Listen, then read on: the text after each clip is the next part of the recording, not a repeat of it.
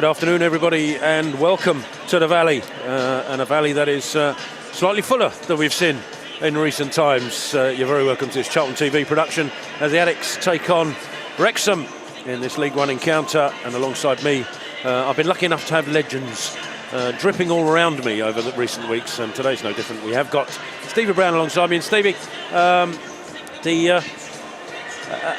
the arrival of Wrexham today is obviously seen as a big thing, not least because of their current ownership, of course, but also because they've had successive promotions. They took not quite League Two by some. You sort of feel a little bit sorry for Mansfield and Stockport, who are also promoted, and Stockport especially. But the Wrexham story is one of make believe almost, and so it's gripped the nation. It's certainly gripped League One, and you can tell that by the audience that we've got here this afternoon. Yeah, you certainly can. There's a different vibe around today's game. I have to say, I've said this before, to you, I've said it on air. I think the Stockport story's better. But, such is the world we live in, that, you can have people, that have the backgrounds the owners at Wrexham have got, and it will elevate you naturally. And I'm glad it has, because they've been in the doldrums as a football club for a very, very long time, and they've made their way. Look, having money is one thing.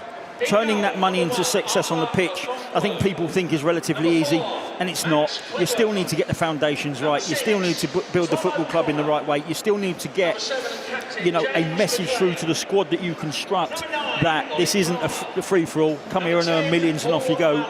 You come here for the right reasons, and they've done that. I'm an ex-teammate of Phil Parkinson's. We shared a season together at Reading. He left that season and went on to Colchester and got Colchester out of League One into the Championship. He did a brilliant job in his first job in football, and I'm pleased to say that he's still in the game, because it is so difficult to do, Tel. He's had 20 years now, and I think it's gone under the radar, actually, what he did at Bradford. Took a team all the way to a cup final, got them promoted.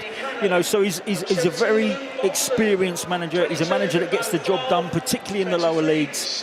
And Wrexham find themselves in probably, a league that I thought it might level out from. But no, they've come in and they've held their own. They've got the results required to push them into the top spots. And, they'll have to come to places like this and get results if they're going to get the promotion. But, we'll see how it goes. But, yeah, it's a great story. It's not one that I'm particularly jealous of. I think, no, I'm not. Good luck to them. And I wish them well, and I wish Phil Parkinson well.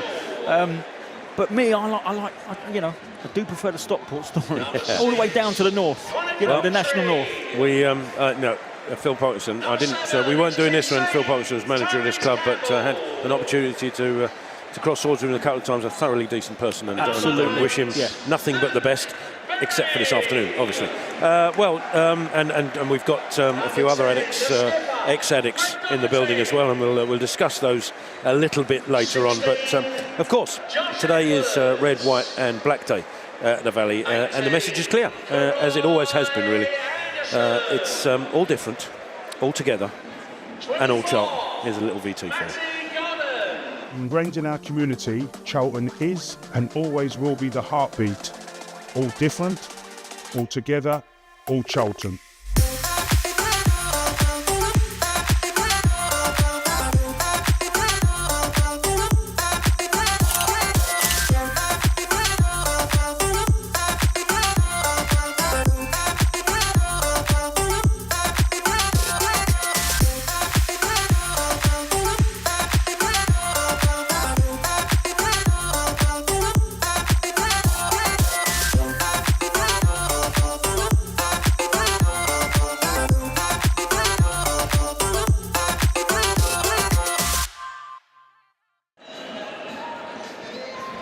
And the message couldn't be clearer, as we said, all together. All different, but all Charlton. And it's obviously Red, White and Black Day is hugely important for the club, and one which I think we're over 30 years into as well here at the Valley. And one of the principal leaders of that campaign, somebody who was also a Charlton legend, an ex-player, is Paul Elliott. And here's a short interview we did with Paul Elliott earlier on this week, just to explain more about the events of today. Red, White and Black Day at the Valley this weekend. Can you just tell us a little bit about what it's about? The Red, White and Black Day is a huge, important day in Charlton Athletics' journey. I think virtually we were the pioneers of this fascinating concept for the best part of a quarter of a century. And it's really to celebrate equality, equity, diversity, inclusion, our cultural awareness, our cultural alignment.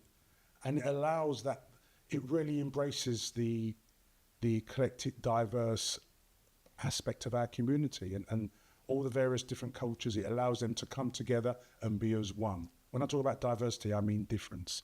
And we're such an ethnically diverse community, and it's an opportunity for everybody. It's a celebration of difference. It's a celebration of equality, which says to everybody, you're all welcome, regardless of your faith, your colour, your race, your gender, your disability, your sexual orientation. And it's a celebration of everything that I think Charlton stands for.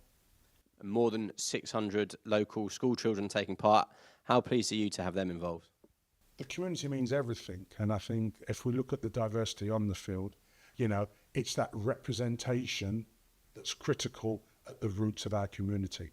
And I think we're such a diverse community, and we've got all these different communities, and it's just so wonderful to see all these young kids from all the local schools, you know, that's representative of that whole diverse mix of what SE7, what Charlton, what our local community stands for.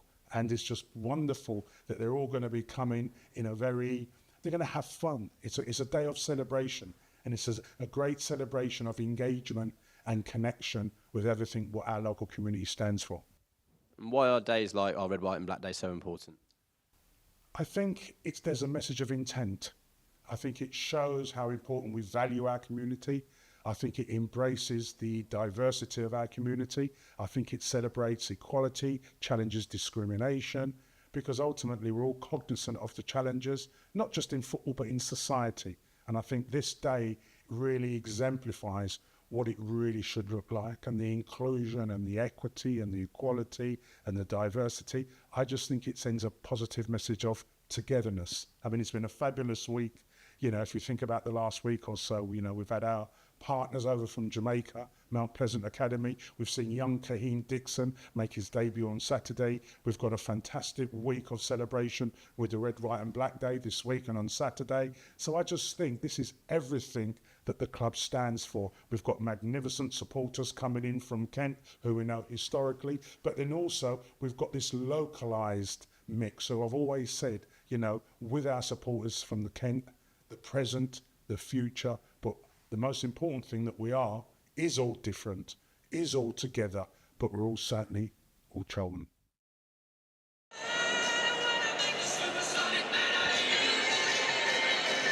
So there we are. That was the anti-racism message and information that put out from the club on today, which is our annual Red, White and Black Day. And Brownie, just ought to mention, by the way, I need to make an apology. If I do cut out, it's probably because I've had to press the mute button because I'm about to sneeze or cough. Because I've been hit with a cold. You know, I can't say flu because it's not quite that bad, but it's definitely a cold, and so that's affected me. And I suspect you might be in trouble as well, having come from sunnier climes, Brownie, as late as yesterday evening. Yeah, it was a late return actually. EasyJet were an hour late, and the baggage took 45 minutes to get our suitcases from the plane. Oh, to it's a hard life. Yeah. I know. I'm not that bothered about it. I've got to be honest, because we caught the sunshine and we had 5-6 wonderful days down in Portugal with the 24-25 degrees weather. So yeah, I can't complain too much, Tel. But there's a lot of the coughing and spluttering going on. I believe the plane was full of it. Oh, so you're expecting to come down. And now you're alongside me, you're nailed on to get it. Let's just do our 2 metres and we'll be okay. No problem at all. Good. Look, we've got. We're going to lead you into. We're going to talk about the Barnsley game on Tuesday night, which you won't have seen because you were too busy down the pub. I've seen the highlights. Or the equivalent of in Portugal. But before we do that, obviously we've got 3 ex-addicts coming back to the, as well as Phil Parkinson. We've got, of course, Owen O'Connell, George Dobson, and Elliot Lee back at the Valley this afternoon. Did you experience that much? I mean, I know you went to other clubs, obviously. Did you experience going back to clubs much, and is there an extra edge? It never happened to me. I did wonder. Yeah, I went to Reading and Charlton in the Premier League at the time. I popped back down to the Championship. We threatened to get up, but couldn't quite get it done while I was there. So I never actually returned to a club that I'd played for. So it was not something that I've experienced myself. But I used to struggle against players that had left that I was good friends with, which is a slightly different You felt slant. you couldn't kick them? Yeah, absolutely. Yeah, you come up against a striker or a midfielder that ventured forward, and I absolutely treated those players differently than players that I didn't have any recollection or friendship with. No, interesting. I'm just trying to now recollect who. George Dobson obviously will know quite a few. Elliot Lee less so, I suspect, because he was only here on loan for the season. But George Dobson will probably know a few, as he was here right up till the end of last season. So we'll see how that pans out. I know that obviously he'll be keen. Well, they'll all be keen to make their mark, not just because it's Charlton, but because they want to do so well in the division. And and I imagine it'll work slightly the other way as well, where players that you didn't particularly get on with well, you might want to leave a mark. Oh, that's true. Yeah, good point. So we'll see. We'll certainly know if he's got people out there that he doesn't particularly like. We'll find out in the first 2 minutes. Yeah. Right. We played the game Tuesday night, of course, and it was away up at Oakwell. Myself and Peter Shirtliff on commentary that evening, and it was a game. It's a strange game. It started really well. First.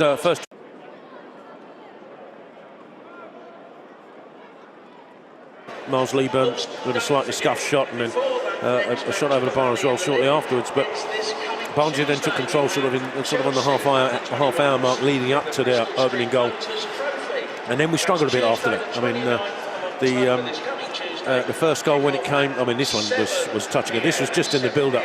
That shot was in the build-up to their first goal. I mean, I think on the day, the number 17 for Barnsley was probably their best player.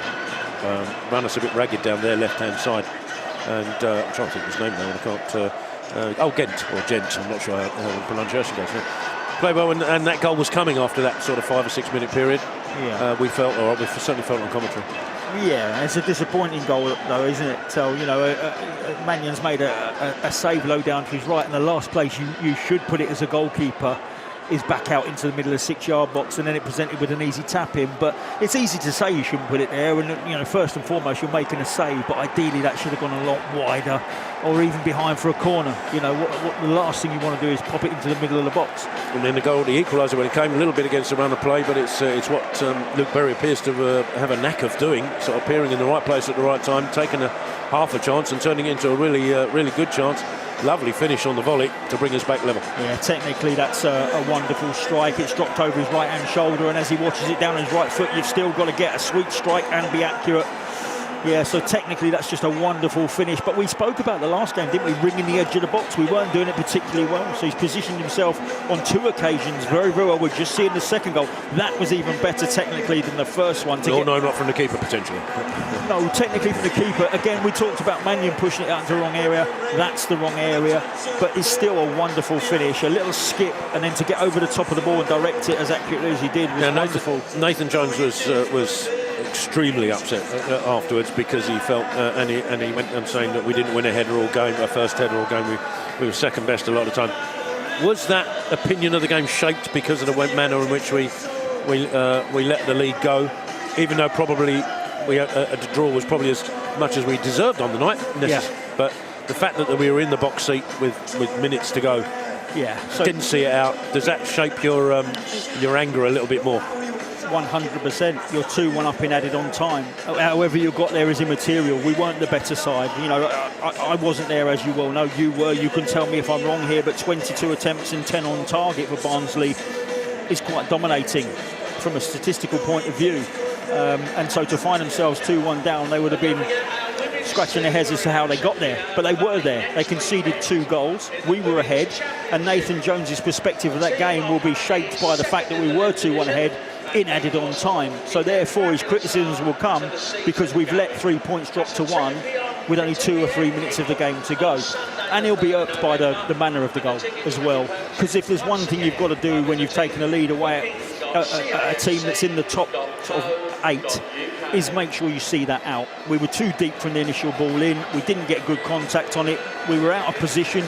There were players totally out of position. People marking players they shouldn't be marking.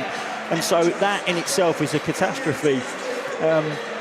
But like you said, if you then shape it over the 90 minutes, the best we could have hoped for was a point. So it's a very, very strange one from a manager, to sit there, and you have to make the point that we should have walked away with all 3, even though we didn't deserve it. but it's the manner of the goals we're conceding at the moment that'll be a concern for Nathan Jones. We're letting in some soft goals. Yeah, I saw a message come through on socials that said during that little brief period we went from 15th up to 5th, and then back down to 11 in the space of about 3 minutes. Yeah, which does also give you an indication you can throw a blanket over quite a number of teams, right the way down to about 15th, 16th in League One. There's not a lot to choose, but I mean, I know it's early days, it's only 10, 12 games in, but it's still very tight. Yes, Birmingham are opening up a little bit of a gap, but generally, there's not a huge amount between any of the top 15. No, and I don't think it's this set of results that's particularly killing us.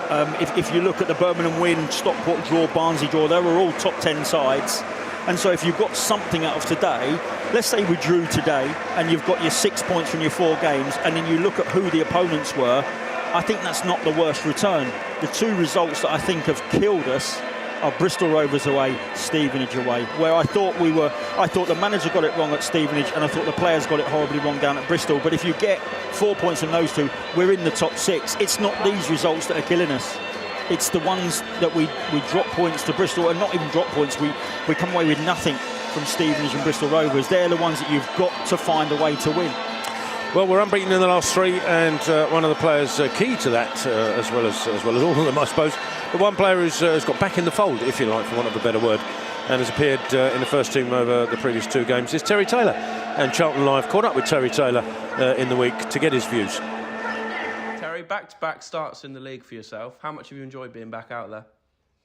Yeah, no, I've loved it. I think, if you ask any footballer what the main thing they want to do is it's play. So, it's been a long time coming, but I felt good and, I really enjoyed it. You took your opportunity last Saturday with a player of match performance. How good was that feeling? Yeah, no, it was just a bit of relief as well, to see that the fans recognised myself. I was really pleased with it. Obviously, it was unfortunate not to win the game because I thought we did enough. But, it was a nice consolation. You got plenty of praise for your set-piece delivery as well. Is that one of your biggest assets?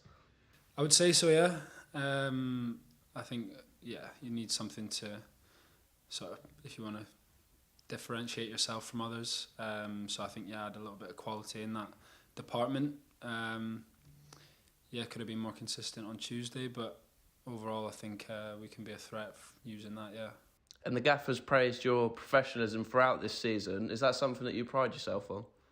Yeah, I would say so. I think that's just how I am. I think everyone probably sees it. I'm not, someone that can come in and not train properly. I don't enjoy doing it that way. So, overall I like to stay professional, train as well as I can, and so that moments like that when I come into the team, I'm ready to play. Unbeaten in 3 games now. How do we kick on now? Yeah, unbeaten in 3, against 3 tough teams as well. You have to look at it from that point of view. It's a positive, but then from the other side of it, should have won at Stockport. The performance Tuesday probably wasn't as good as we'd have hoped. So I think there's still plenty to improve on, but we can take confidence from the fact that we're 3 unbeaten against 3 strong sides in the league. What's the mood like in the camp ahead of Saturday's game? Yeah, I think it's good. We've come in, we've had a debrief today, spoken about what we can improve on from Tuesday, and the lads are in high spirits, looking forward to the game, so yeah. Wrexham, the visitors this weekend, what can we expect from them? I think they're going to be quite an accomplished team in terms of they know what they want to do. I don't think they pass the ball too much. They get it wide, they put crosses in, they're quite old-fashioned like that. But we know they're going to be a danger, so if we don't turn up and do everything right, then it's going to be a tough game. Over 22,000 tickets sold already. Is there a bit of a buzz in the dressing room? Yeah, I think you can feel the excitement sort of building. Everyone's really looking forward to it. But at the end of the day, it's just another league game. We've got to go out with the same attitude and knowing that we're going to play our game and don't get caught up in sort of the occasion and sort of dazzled by the lights. I don't think we should do that. Obviously use that to our advantage Hopefully the atmosphere is going to be amazing. So yeah, I think it can only be a good thing as long as we use it right. As you say, it's set to be a special atmosphere. How big a part do the fans play in that? It's going to be massive, yeah. Full Valley. It's going to be some atmosphere, some noise. So yeah, I'm sure it's going to boost us and give us a lot of help in the game.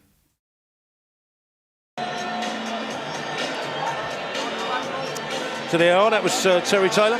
Sadly, I couldn't get there to do that interview on Thursday. I was otherwise engaged. Because I was actually going to ask him, because like me, he's a Terry. Like me, he's also a Terence. I was going to ask him, did he only ever get called Terence when he was being told off?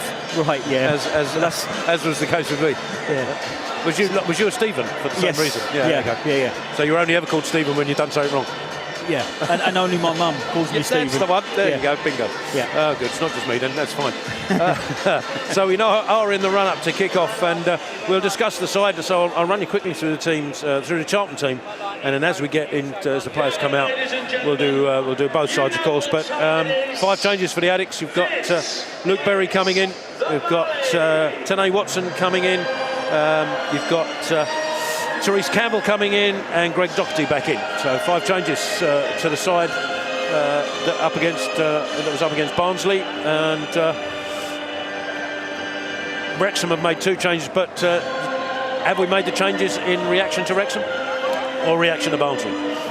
You're never quite sure, because 3 games in 7 days always throws up question marks for the manager in terms of does the sports science and the data swing your decisions. That's something we'll never know, Terry, sat here. It didn't back in our day. If you were in sort of command of the shirt and you were willing and able, you played. In fact, you played sometimes 3 games in 7 days with the odd injury because you wanted to stay in the team. But that has changed over the last 25 years or so. And you do wonder if it's now based sometimes upon the data that the sports scientists are receiving about the players. You'll never know if some are forced, some are tactical, or some purely are physical. But, you know, we don't seem to have a particularly settled side of late. And some are forced. You know, losing Jones and Ramsey, they're the 2 most consistent players this season, is a big blow for any side in this league. Whether you're top of the table or down the bottom, you lose 2 players who are commanding out of a back line, it's going to make a difference without any shadow of a doubt. But look, he's the manager, he sees his players day in, day out, and he has to judge, because there's pressure on this one as well, Tel. When you walk out that tunnel, I'd want Doherty on my side. I want a calming influence. I want someone who's experienced big crowds, big games. So I can understand 1 or 2 changes being made purely on the basis of experience and being able to settle the side down whilst there's a lot of things going on. Particularly, you're going to get a raucous atmosphere here, which isn't always the case or hasn't been in previous seasons. This is how I remember the Valley, or I hope it is when we set off. Almost packed to the rafters, and a vibe, a real positive vibe. Well, we've sold 22,000 prior to kick-off this afternoon. Hopefully we've added a few more to that number with walk-ups and what have you. Now, of course, we know that Wrexham is a pool, so we'll know that there are, Wrexham haven't quite sold out their end, I don't believe. I think they're just short of the 3,000 as far as I was told before this afternoon. That may have changed, of course, but that means... I find that surprising. Yeah, I did a little bit when I was told. Yeah. Which means, of course, when our average crowd is just around the 14.5, I think, it means there are around about 5,000 new fans in here this afternoon. Now, what you want is those 5,000 fans. Yes, they might be coming here because of the Wrexham story. They might be coming here maybe to get a glimpse of Ryan Reynolds, which they're going to be hugely disappointed with. But never mind. How come the other fella never gets a name? Rob McElhenney. Yeah, exactly. Because can't say his surname. Yeah, McElhenney. Yeah, he deserves a shot. Yeah, I agree, 100%. But the point being is that they might be here for those reasons. But what the club have to do, of course, is try and get those 5,000 to come back again and again and again. Yeah. Now, if they like the atmosphere, if they like what they see, and if Charlton win, then it might be because they're almost certainly local-ish. So getting them to come back week in, week out, and of course success breeds that, we know that. I mean, a winning side is going to do that anyway, but we want them to be welcome here, and and obviously the message with the anti-racism campaign helps that. So fingers crossed that'll be the case. Yeah, and I think there's a second part to that. we've got all our big owners in today.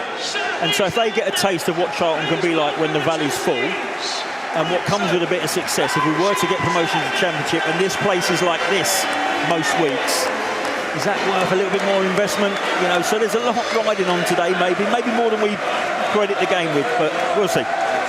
Well, the two sides are coming out of the tunnel away to our left-hand side, and as they do and walk towards the halfway line, I shall read you out the two sides. Starting with our visitors, Wrexham. In goal for them, number 1, Arthur Onkonkwo. 4, Max Cleworth. 6, Tom O'Connor. 7 and captain, James McLean. 9, Ollie Palmer. 10, Paul Mullin. 15, George Dobson. 20, Ollie Rathbone. 24, Dan Scarr.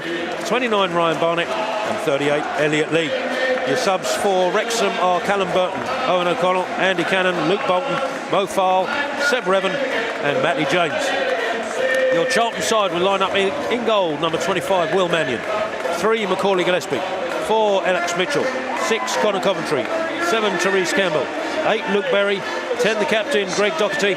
16, Josh Edwards. 18, Karoy Anderson. 24, Matty Godden. And 27, Tene Watson.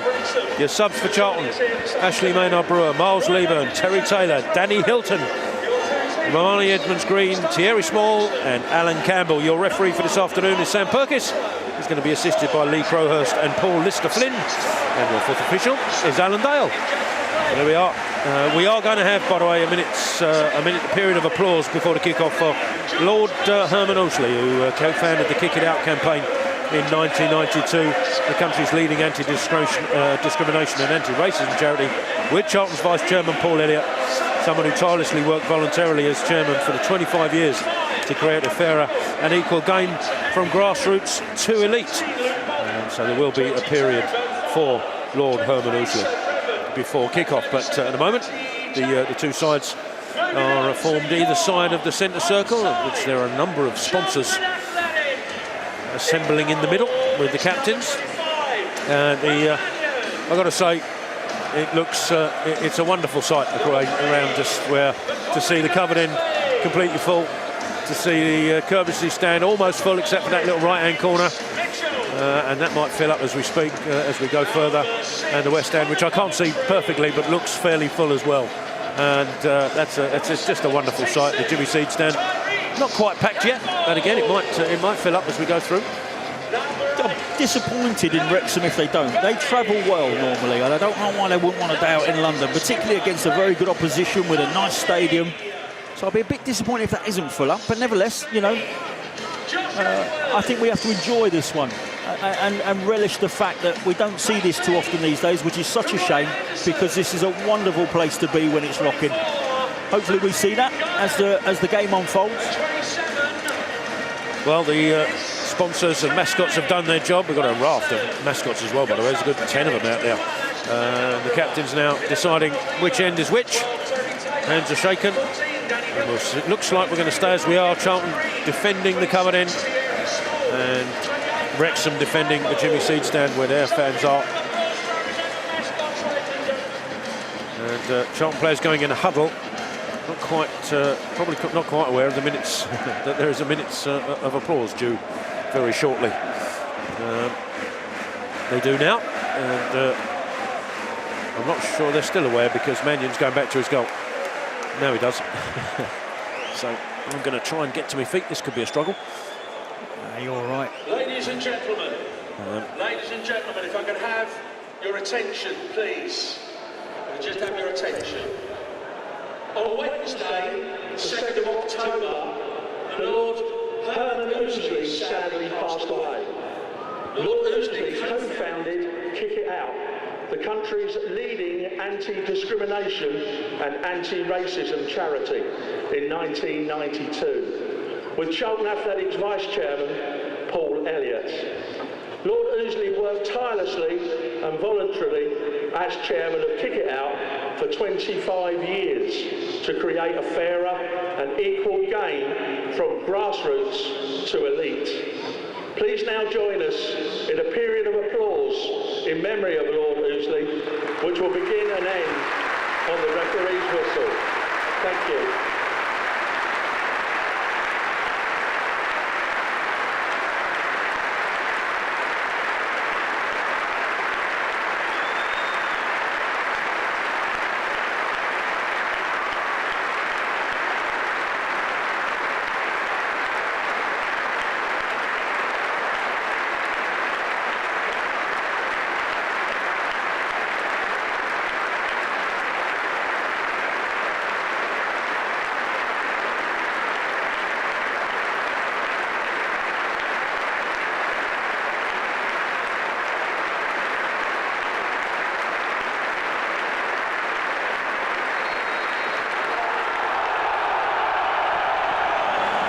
Lots of applause for Laurel Herman Ousley, focal figure in the Kick It Out and Anti-Discrimination campaign.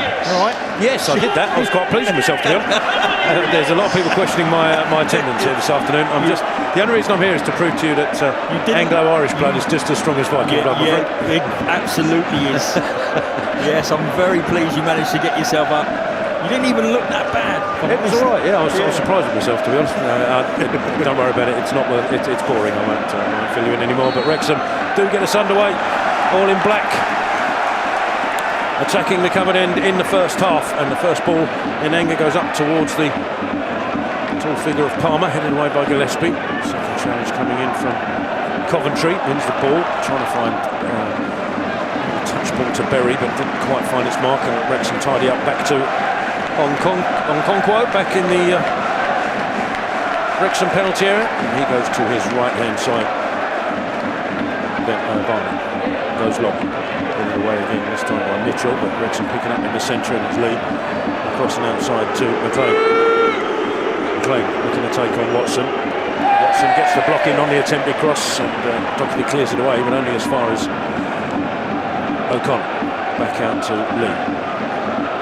Dobson in support. Ball to O'Connor once more. Dobson goes for the return. Dobson to his right hand side. Rathbone further right. Barney.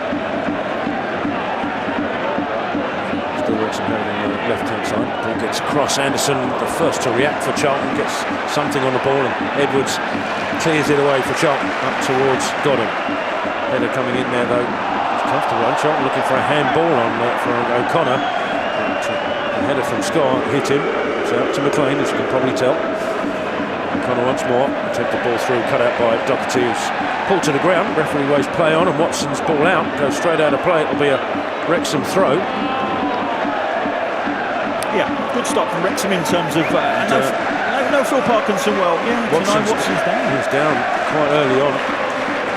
Listen, look, if you're a right back today, you know you're up against a guy in James McLean that's going to bring an attitude. And it's, look, I kind of half know of him. I don't know him, but I know of him. And he is used to this. Oh, yeah, absolutely. Right? And do you know what? Away from football, he's not bad fun. So, he'll soak up whatever you throw at him. But the one thing I can tell you, if you're sitting at right back or right midfield, you're going to be in a battle. You're going to have a tough Simple as that. Yeah. We've come across McLean on numerous occasions, and he's always been a thorn in the side, shall we say. As today Watson receiving treatment right down by the touchline on the right hand side here, and I think his knee stretched out. I don't know whether or not he got caught afterwards. Doherty's just talking to McLean over that point. Was there something left on him?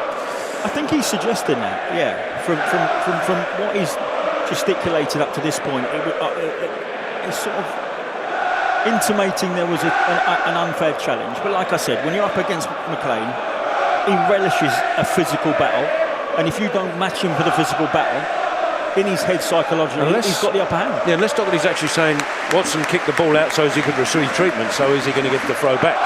Is that what he was saying? We'll see. I don't think you'll get it back at this moment. No, I don't either. Well, Watson doesn't look good, I have to say, and I think there's going to be an early change coming here, and Edmonds Green's coming on in his. It's not a change. It's not a situation that Nathan Jones will relish. I mean, remind Edmonds Green to be chuffed to bits that he's getting another go, but not necessarily at the expense of Tenay Watson. Substitution for the Andy, show your appreciation. Tenay Watson is off, and Edmonds Green is on. I mean, in terms of positional sense, there's not a huge amount. Yeah, but again, work that's been done on the training ground you've not been involved in all week, and now we'll see if he's been switched on when he's been in the opposition side. It happens from time to time. It certainly happened to me. Jumped up early off a bench after 3 or 4 minutes, and you have to adjust accordingly. Hopefully you've done all your homework. Well, McLean did through it, and Doherty did well to intercept, and Charlton have got possession back and working across to the left-hand side. Edwards down to the left, and Campbell taking his man on. Therese Campbell goes past Barnett, still Therese Campbell, and he's been pulled back twice. He got his shot away, which was blocked, but the referee's pulled it back for a free kick for Charlton, just on the corner of the left edge of the penalty area. Yeah, love that from Therese Campbell. Positive front foot, attacking, showing them what pace he has. I think that's excellent refereeing from Sam Purkis.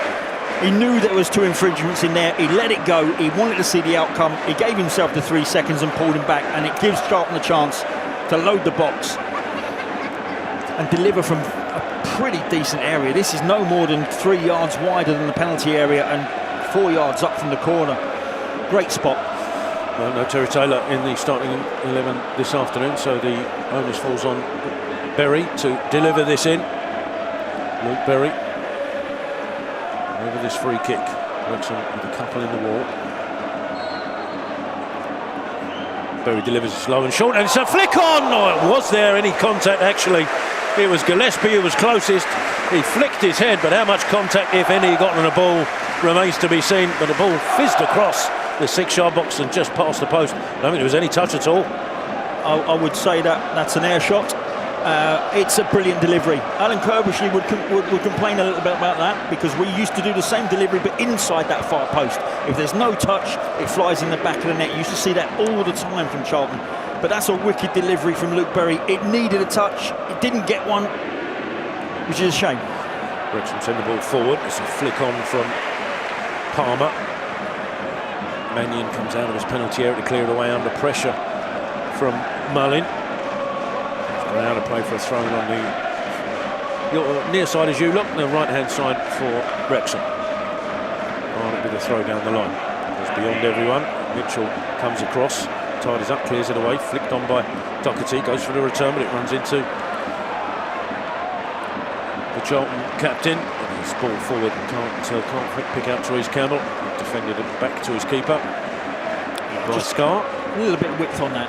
You know, a little bit of width and in behind, and then that causes the back line a little bit of an issue. They've got to deal with it, and it's not a comfortable header back. That's better.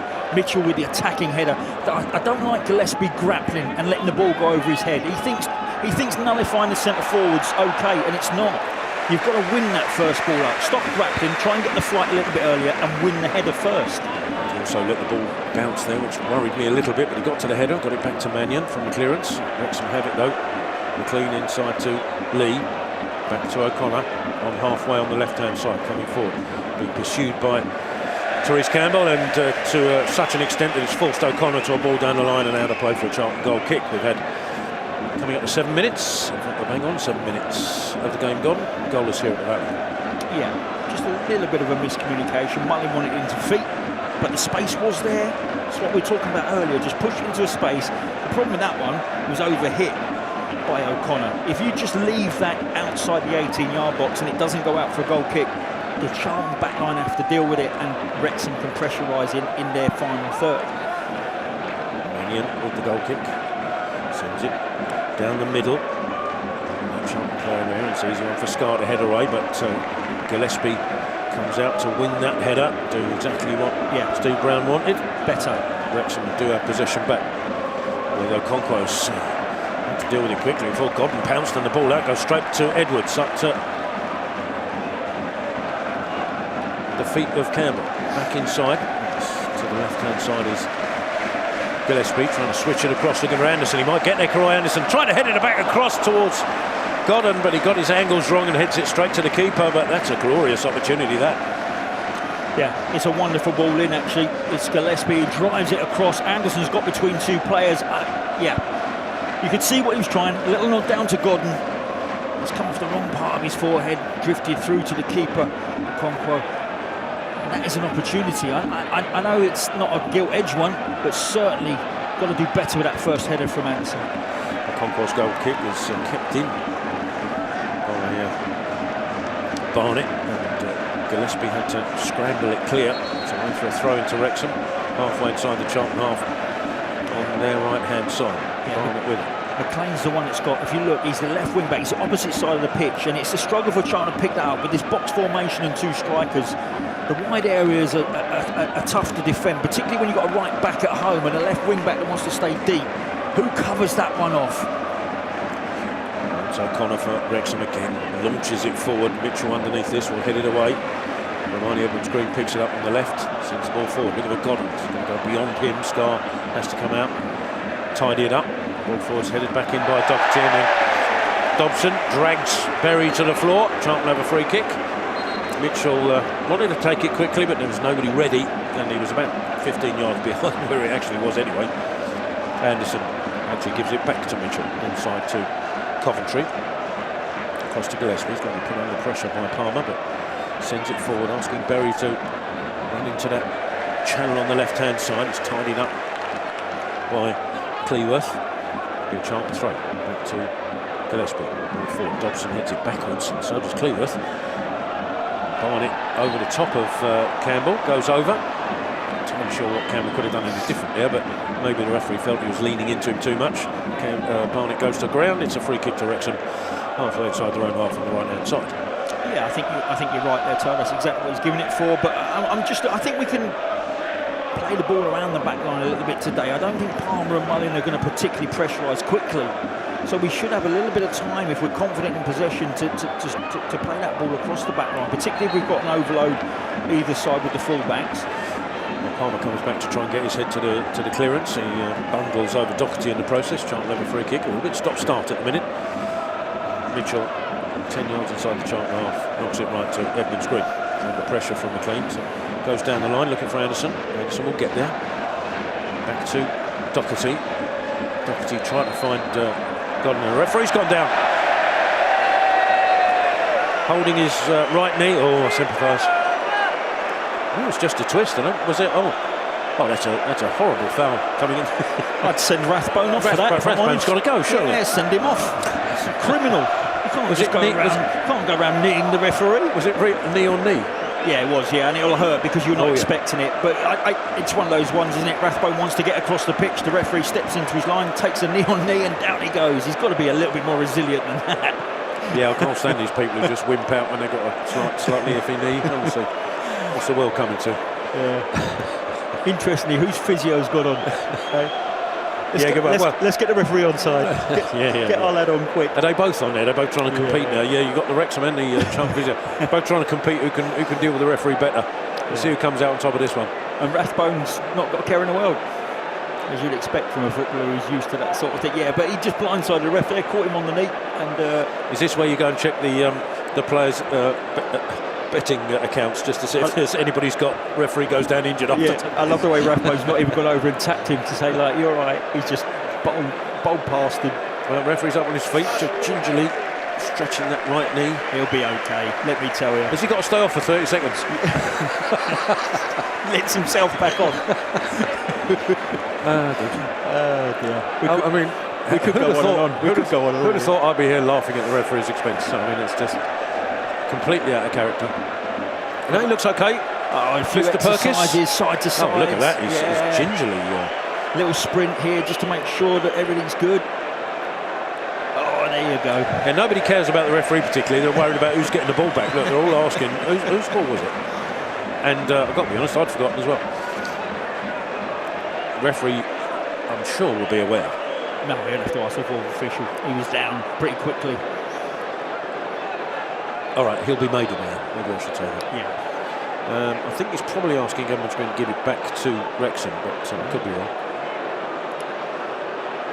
Yeah, I think Charlton are going to have the ball. They're going to probably... No, we're going to carry on. Yeah. Edmonds Green cuts inside and goes a little bit of a run. Then tries to pick out Godden, but it's cleared away by Scar. And as far as Mitchell goes left to Gillespie. Tries to pick out Campbell. Does so. Campbell trying to touch it past Cleworth and does. Catches up with it as well, does Campbell. Cuts inside Cleworth. Hacking at his heels. Back to Coventry. Gillespie then across to Mitchell. So just falls back up for a moment. Edmonds Green on the right. Ball chipped forward to Godden. Trying to turn away from trouble. Got it out somehow to Edmonds Green. Then Doherty picks it up. There's a catalogue of errors there, which Charlton benefited from. Yeah, tactically, if we go to our fullbacks, their wing-backs are coming 40 yards to engage with our fullbacks, and that leaves the channel a little, or certainly outside the centre halves, a bit exposed. And that's why you're seeing Campbell have a little bit of joy on that left-hand side wide. So that's the tactic. And what Wrexham do is they go back into a shape pretty quickly once they're played through, and that's why they don't concede too many goals. Charlton moving down the left-hand side again. It looks like we might get some joy this afternoon. And the ball from Campbell trying to pick out the run of Edwards, just fell short. Conquo clears it forward up towards Palmer, who gets something on it. Wilson comes off the back of Gillespie, and runs kindly for Mullin, waiting for support, provided by Barnett. Tries to go past Mitchell, and he went down fairly dramatically as he went past Mitchell, and the assistant felt that that was enough for a free kick. So we couldn't see from this distance when there was contact from Mitchell. There's an arm out, maybe that's what done it. At the end of the day, it's that first ball up again. I know I keep highlighting it, but Gillespie's got to stop worrying about the person he's marking and get and assess the flight of the ball first, because it makes such a difference when your centre-half wins that header and he's concentrating on the man, he's lost the flight, it skids off the top of his head and goes down the channel, and then now we're defending a free kick from out wide. And if you assess the flight first and you win that header and it propels forward, you know, we're then counting on a knockdown to get that territorial advantage, but at least it's not in our channel leading to free kicks. Well, it's a free kick, it's on the touchline, it's about 12 yards away from the corner flag. On the Wrexham right-hand side, it's going to swung in to the Charlton penalty area. In it comes, got a low delivery as well, goes across, and it's found its way into the net. I didn't quite see who got the final touch. Was that McLean? It went to the near post, and a clutch of bodies in between as it was whipped in. Was it an own goal? Maybe Mannion got the last touch. I'm trying to see who got the touch. McLean wheeled away, but I've got a feeling that might be an own goal. Yeah, I think you're looking at the delivery here from O'Connor. It's a wicked delivery. We've just seen one from Berry that was better than that.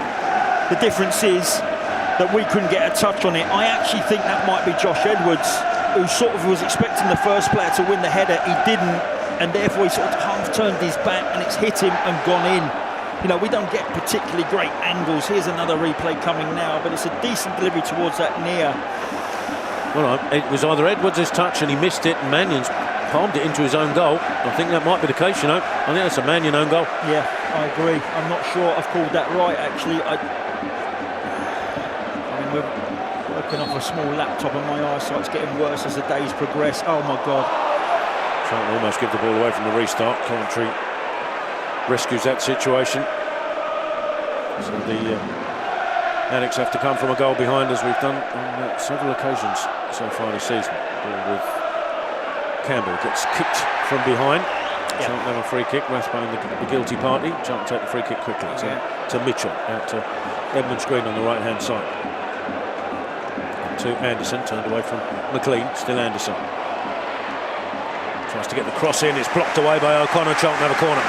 Yeah, I think what we can say with some certainty is that, you know, that's the first attempt on target for Wrexham. What they are very, very good at is keeping clean sheets or keeping opponents at bay. They defend in numbers and they've got a very good shape behind the ball. Where they do ask questions, as we said many times, is from set pieces. That was a wicked delivery, but we should have dealt with it. No two ways about it. That should have got dealt with. It's a poor goal to concede again. Corner taken quickly. Berry out to Coventry, back inside to Edwards, who tries to get it into the box, gets it into there, but cleared away comfortably by Palmer. Back there defending, it'll be a Charlton throw. Yeah, first touch got caught under his feet, so you've left yourself no opportunity to get that cross in. First touch has got to be out your feet, then you can cross in a much better manner than that. Well, Edwards possesses the long throw, and it looks like he's going to give that a go. It does. Sends it in towards the edge of the 6-yard box, flicked on, might drop the other way of Doherty, gets a shot, gets underneath it and screws it over the bar. Yeah, half chance, definite half chance. You know, it's a long throw. And you've got to position yourself for the knockdowns or the flick on. We did that quite well, and as it falls to Doherty, it just didn't fall quick enough, and therefore there was a little bit of pressure and he had to put his foot underneath it, and it just sliced off his boot and over. But yeah, I said about Mannion palming that out into the middle of the goal. He'll be disappointing himself again. He might suggest to you that he saw it very, very late, but a goalkeeper's job is to anticipate, and there was no touch on that, I don't think. I think I called that wrong. Palmer wins the header from the goal kick. It's out here to McLean, taking on Edmund Green, gets his shot away, and then Mitchell has to clear it away before Mullin can get on the end of what was a shot miss-hit. Wrexham throw. Lee closed down by Doherty, goes back to O'Connor. His ball forward, cut out by Edmund Green, but he can't find Campbell with the release ball. Tidied up by Scott. His ball forward, looking for Palmer. It might have been a handball, but referee's given it as well. I suspect that might have been the assistant rather than the referee, who was behind play at the time. Charlton have a free kick. Wanted to take it quickly, wasn't in the right place. Now it is. Mitchell across to Gillespie. Edwards further left. Back inside to Gillespie. Certainly going to use Mitchell to the right. Edwards Green's further right. Now being closed down by McLean. So it's back inside to Mitchell. Asking for movement in front of him. Mitchell. Good ball up to Campbell. Little touch left to Coventry. This is where Charlton have had a lot of joy in the early part of the game. On that left-hand side, Coventry looking for the run of Godden. Cleared away before it can find him by Scott. Charlton have it with Campbell on the left. And they've just got a foot in from Rathbone. Allowed Wrexham to clear.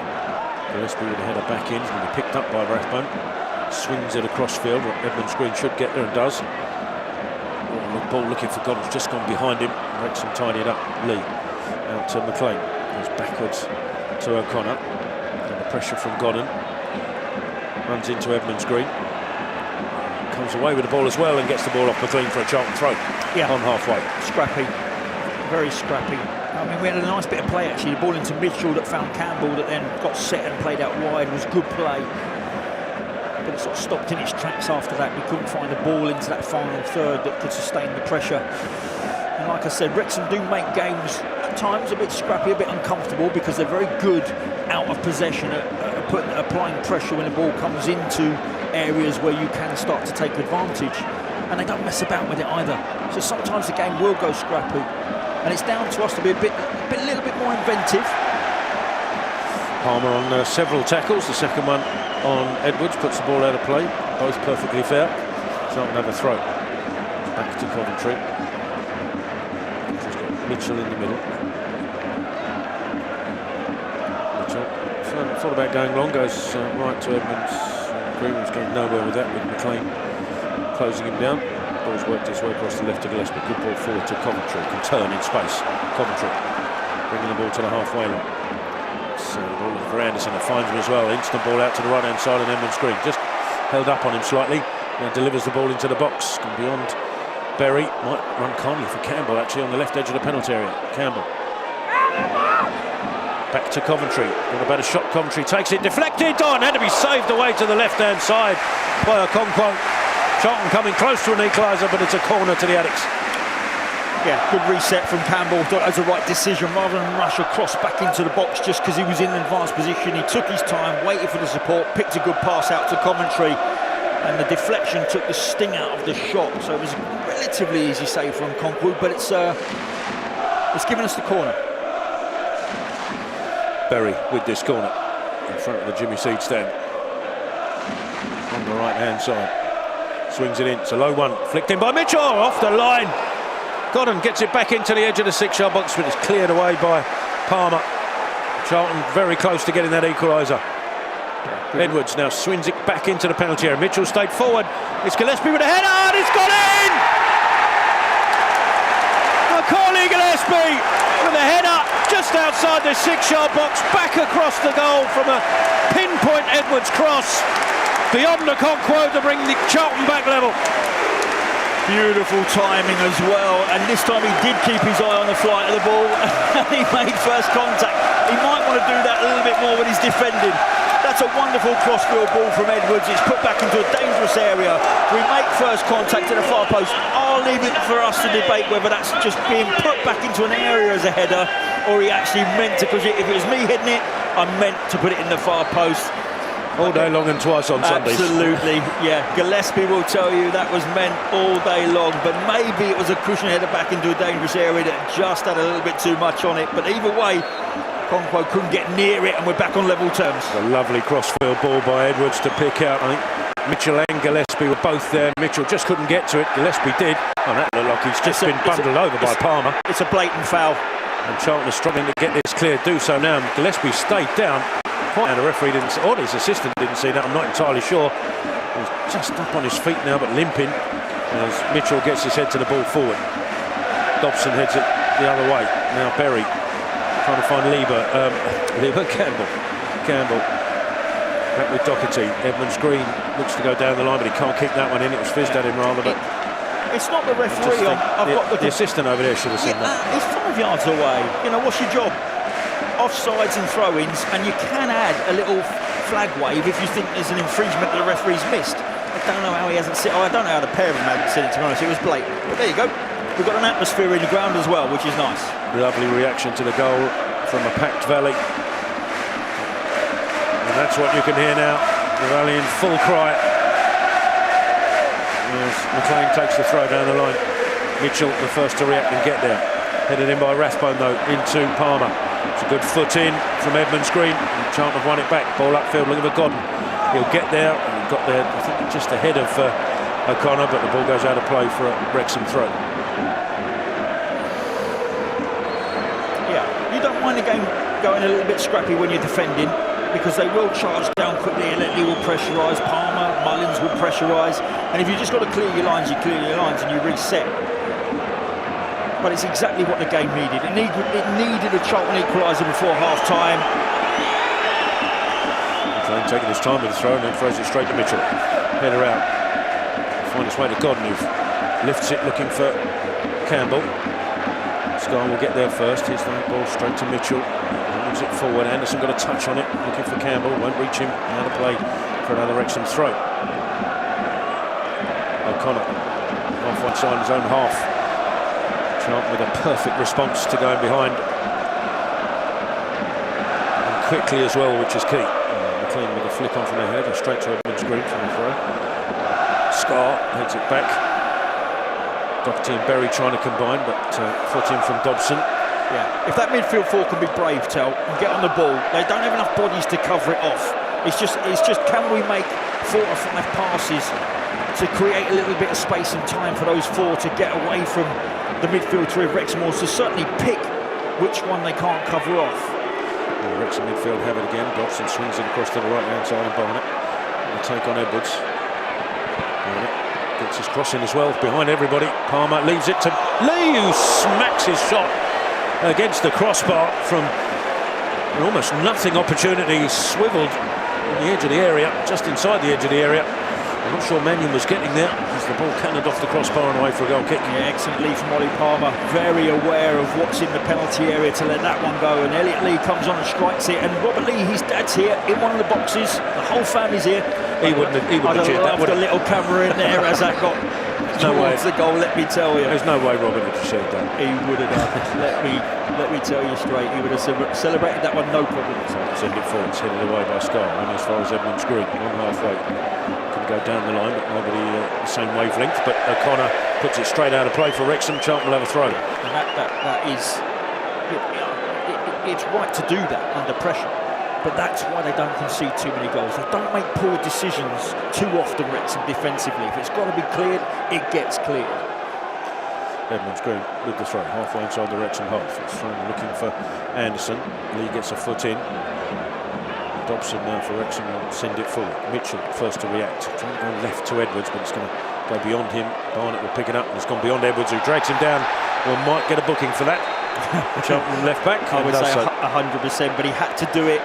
It was a risk and reward one. He went in to try and win the ball. If he steals that, we're on the front foot in the final third, and who knows what can happen. But he went in, and it was a very good touch, actually, from Barnett, which drew the contact, which then, unfortunately, means the referee has no other choice than to book Josh Edwards. A free kick to Wrexham on the right-hand side, just halfway between the centre circle and the touchline, 10 yards inside their own half. Ball sent forward, looking for Palmer, who gets his head there, as he has done on most occasions. Mullin goes to ground up against Gillespie, who's holding his head in his hands. He's felt that Mullins just was leaning on him and then off balance fell to the floor, but the referee has given the free kick. Yeah, it's actually a huge amount of contact. Yeah, it's good centre forward play though, Tel. He reads the flick on, gets on the inside shoulder of Gillespie, and as a centre half you've got to fight for that space a bit more. You've got to fight for the inside channel more, and it's a good roll from Mullins. It's minimal, but I can see why the referee's bought that. I can, from his perspective, he's seen a player. There's a little bit of contact just as he's going down, but this is a very dangerous spot for Wrexham. We are 20, maybe 21 yards out. We're 5 yards left of centre, and we've got Mullins over it, and we've already seen I'd say it's more like 19 myself. It's right on the left corner of the D. Well, okay, I can tell you why it's not, because the edge of the D is 22. 22, yeah. So, but Tom O'Connor's over it as well, and we've just seen what he can do with his left foot. So they've got two fantastic options over the ball. If I was Corey Anderson, I wouldn't go.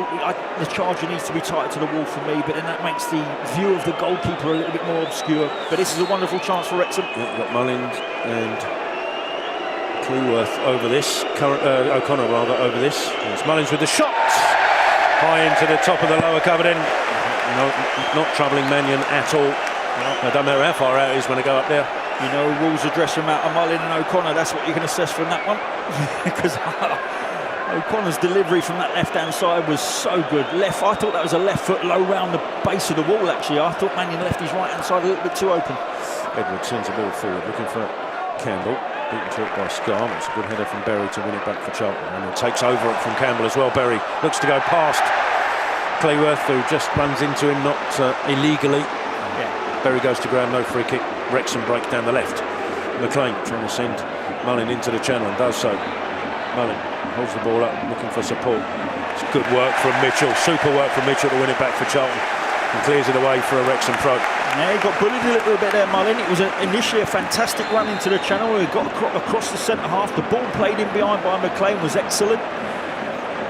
And you don't see Mullin bullied off the ball too many times, but he got bullied there. Well, Mannion's now gone to ground. I don't think this is a tactical move like you do in the last minute of the game. Mannion's gone down to... I disagree. Do you? Do you think this is so the manager can have a little word? I have no idea why he's gone to ground. I think we've got both sets of players coming towards the near touchline, and I didn't think that was allowed. I thought this is what they need to stop. They need to stop. Well, I thought the rules were already there to stop it. It's just nobody seems to bother. Yeah. I could be wrong, of course. It's been known. I mean, you're not allowed to leave the field of play. Okay, so you're not allowed regardless unless you've got permission from the referee. So they can't come off the pitch.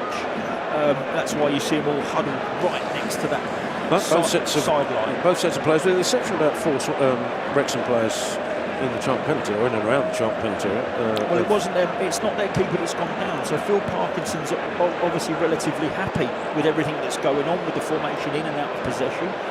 So he doesn't feel. He certainly didn't call his players over. But that's why I think this was a tactical one, because every Charlton player came over. Well, Mannion's up on his feet, but I don't know why. If I'm honest, physios are out, and we restart with a McLean throw just in front of the tunnel on the left-hand side for Wrexham. And reset. Elliot Lee looking for it. Was the only one in a black shirt anywhere near it. Now Mullins makes a run, but the throw won't reach him. Straight to Edmonds Green, who clears it away. May not stay in this one. Oh, it does. That's a super header from Godden. Berry can't get there, but Campbell almost got on the end of the touchback from Cleworth, and it needed Okonkwo to come out and clear it away. Yeah, so you either wanted Luke Berry to anticipate that a bit quicker, or you wanted Campbell where Berry was. but nevertheless, it's there are moments in this game that are certainly telling me that there are going to be more opportunities for Charlton as this game goes on. Throw almost finds its way through to Campbell, but the height of the bounce did for him. McLean will clear it away. Upfield looking for Palmer, who goes to ground on it. The referee didn't give that. The fourth official almost certainly did. I think there was a pull, but whether it was enough to send Palmer to the floor is another issue. Yeah, it doesn't show in the replay that we've got, so we'll have to go with. I think there was a slight pull on the shirt. He went to ground. The referee didn't see it or didn't give it. Fourth official almost certainly did. I don't mind centre halves going away fouls there, trying to get tight to win the first ball up. You can accept that. O'Connor for Wrexham, ball forward to Lee, left-hand side. Trying to send it down the middle. It's a good block from Doherty, and Edmonds Green will send it forward. Goes in the air from the Dobson header, and then Campbell looked like he might have been wrestled to the floor. Nothing given again. Charlton fans a little upset with that. Mullin does a layer kick in the direction of Mitchell, gets nothing on it. It's with Dobson. It's a good foot in from Godden. Dobson gets enough of it away to pick out Cleworth. Now to his right is Barnett. Barnett looking to take on Edwards on the right-hand side. Edwards gets a foot in. It'll be a Wrexham throw, quickly taken back to Rathbone. It's going to be forced back to Cleworth once more. What about long ball forward? Changes one into Rathbone, put it through the legs of commentary. It's now with Palmer out to Barnett. That should be a Charlton throw as the ball ricocheted back off Barnett from the interception from Edwards. Charlton have the throw halfway, well, beyond halfway inside the Charlton half. They were 4 for 4 behind the ball there, which is not ideal. Allen was just drifting off the shoulder of Mitchell, so if that had developed, I thought we were a little bit light there in how we were behind the ball, but nevertheless it led to nothing. The referee's talking to players and sort of holding up the game a little bit. I'm not sure what's going on actually. The assistant has come. Maybe the referee can't carry on. I think it might be the issue here because he's talking to players and we're not restarting. I think he's just talking to McLean now, the Wrexham captain. So I wouldn't mind betting that we're going to have a change of official here. Yeah, we are. And we've got quite a lot to add on. We've got his injury. We'll have this. Well, the song "You're Not Fit to Referee" was never true. It's applicable for sure because he's not fit. It looked like he'd shaken off that knee injury, but clearly not. And, he will assume fourth official duties, I presume. Yeah. It's a tough one, isn't it? Because you're sat there doing nothing on the sideline, all of a sudden you're pitched into a very, very good League One fixture. Risk of hamstrings. Oh. You've got to have a hamstring. I mean, you've got to have Look, my knee goes just getting out of bed. You can imagine what it'd be like. The thing is, I've sat on that bench many times now, and I've been asked to spring up and get involved. And like, honestly, when there are some games you love coming on, and there are others you go, I literally don't want to go on now. You know, there's 15 minutes to go. We're 3-0 down. You've got the player you're bringing off. You know, so it's one of those ones where there's a bit of a mental approach as well as a physical. But there are some nights you get up, and your body just doesn't how you want it to. Since you've been back on Charlton TV, Steve, and you did remind me of the amount of times that Curbs would have you behind him. I've actually renamed that dugout area to the Brownie Bench. The Brownie Bench. I still got 240 odd appearances in. It would have been near 1,000 if he'd played me every week. I reckon you should charge him appearance money for the missing out appearance money. We are still waiting for the officials to change equipment, which is the key thing here now. They've got so much electronics on them. Yeah. No, it's like an AI down there. So they're just swapping equipment, and you're not missing any of the game. We will restart with the Charlton throw on the left-hand side. We've had coming up to 37 minutes, but I suspect that we may be well into the early evening before we leave here. This is I better check the night trains. Yeah, me too. Sleeper. Me too. Oh dear. Just what you don't need. This is because the game was quite entertaining. I guess the one thing it is lacking is clear-cut chances and shots on target, but it's been entertaining in terms of the tempo's been good, you know, earning the right to win the physical battle to then get on top of the opponent has been to and fro. I think Charlton's formation at times has caused 1 or 2 issues for Wrexham in terms of those 4 midfielders. When they get enough passes in Charlton, it's only right that one of them should be free in space to receive. We've got Campbell working off the shoulder on the outside. Tyrese Campbell is the left-sided striker. You know, so there's a lot to like about the Charlton performance. The one thing that they really won't like is the goal we've conceded again. And we've gone from being really tight and hard to break down to just conceding 1 or 2, 3 or 4 soft goals in the last month or two. And it does coincide with Jones and Ramsey coming out of the team. But nevertheless, you know, we are giving ourselves a little bit of an uphill battle. You know, and we're going to have to work hard for our goals today, that's for sure. Wrexham aren't just going to give you and gift you 2 or 3 goals. I think only Birmingham have scored multiple goals against this Wrexham side. I think Sheffield United having a cup game, but that's Sheffield United. It's a Premier League side, you know, no Championship side. But you know, they're not going to gift you any goals. What we can't do is keep giving away a soft goal to give the opponent that upper hand. Well, I can tell you that. 4th official, I'm assuming it's Alan Dale, who's now referee. Got everything. He came on and then realised he'd forgot stuff, like the whistle. No, it was the old white spray he'd forgotten. But we're back in. He's back. He's fully equipped. And we start again with a throw down the line from Edwards. Headed back away by Cleworth. Gillespie heads it back from where it came. And then Campbell couldn't get in the end of it. Cleared forward. Doherty with the head up. Doherty again after Dobson got his head to it. Looked like a push on Godden. The new referee thinks otherwise. Mitchell gets his foot to the clearance. We'll let him find his feet, so we'll give him that one. But it certainly made it look like there was a push. And then McLean tried to go past Doherty, felt he was fouled. Again, the new referee thought otherwise. Charlton overthrows in the feet of Doherty. Into the midden is Coventry. Rathbone pressing.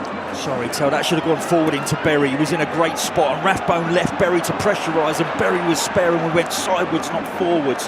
Frustrating. Trying to avoid the ball, pressing. It's a good ball out to Anderson, but he's just been robbed by Dobson, who then goes down the line. Mitchell the first to get there in front of Mullin, and he finds Godden. Oh, he just couldn't control it, Godden, which is a shame, because Berry and Campbell were waiting for that touch. Wrexham move it right. Ball forward, looking for Palmer. Gillespie across, gets there. Down the line, it's a good ball as well. Edwards into Coventry, trying to find Campbell. He's been pushed all over the place, Campbell. He's got there first, and he's finally, referee gives the foul. Cleworth guilty. Charlton take it quickly. Coventry bringing it across. Got Edmonds Green on the right-hand side. He's got nobody in front of him, though. Has to go back inside to Coventry. In the centre circle, Coventry. To his left is Gillespie.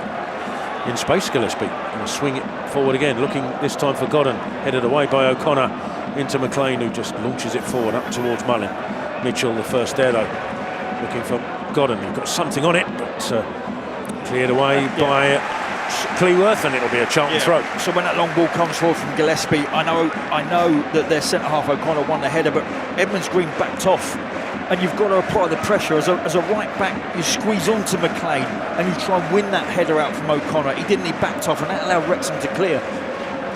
Edmonds Green throws it into Godden, coming short for it. Godden, little touch left to Doherty. Trying to release Coventry, who's got Edwards to his left. Edwards.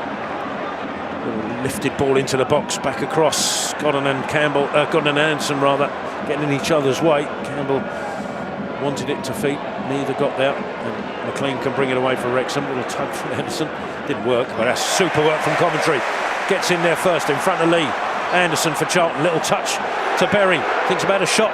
Drags it back. Now gets the shot away. Takes the deflections. That may have helped out a Conquo as it landed straight in his arms. And Charlton with a good opportunity. A quick early ball from a Conquo. Gillespie heads it backwards. And Mullin looked interested in that.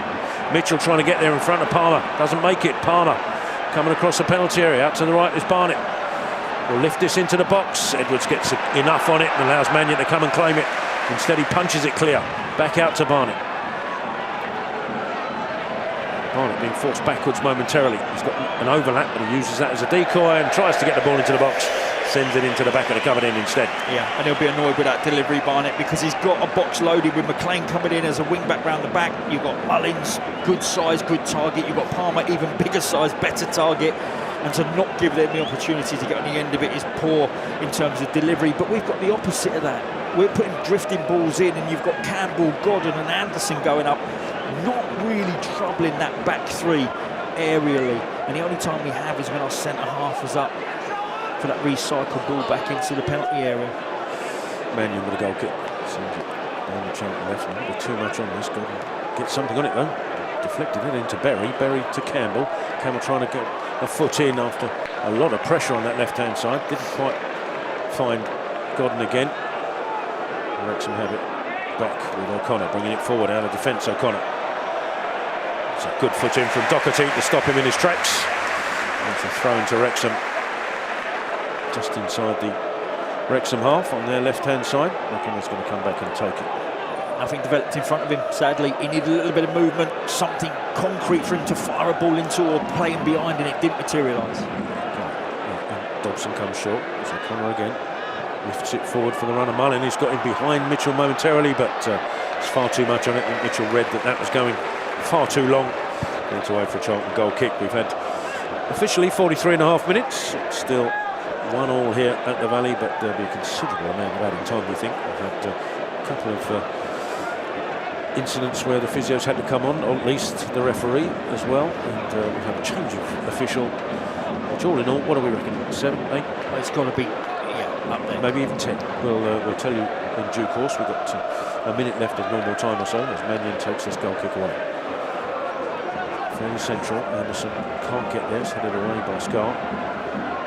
Good header from Mitchell. Finds Campbell. Just sends it long. Godden turned his man, and actually there'd have been a little less on that ball forward.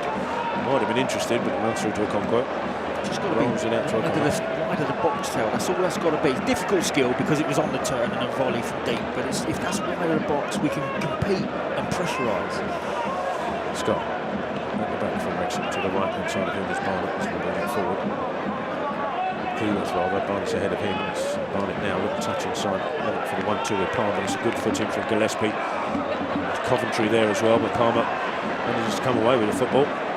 Back to Cleworth.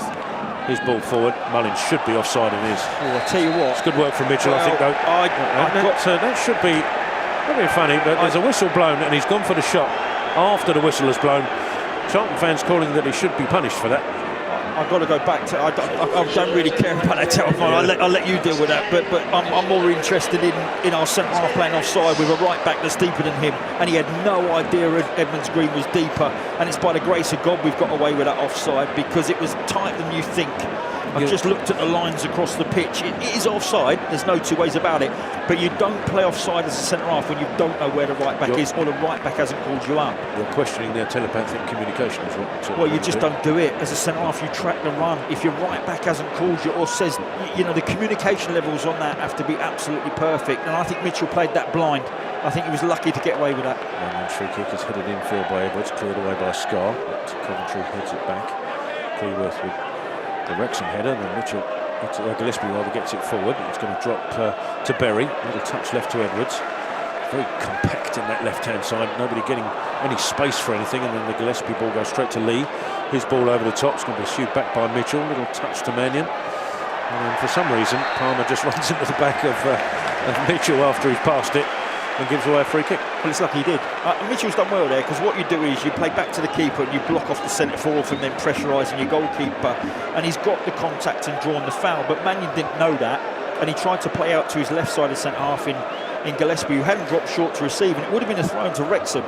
So it's a real poor decision from Palmer to make contact with the centre half. Mannion with the free kicks just outside the left edge of the D in the Charlton penalty area.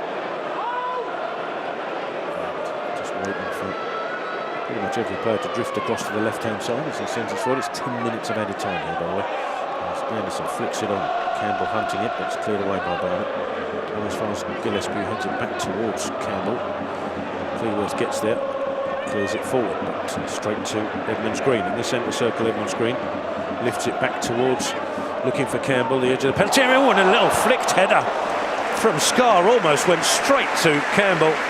Just skipped past him and away for a corner, but just half a yard the other side, Campbell would have been in on goal. Yeah, and I was saying earlier about good decision making from Wrexham.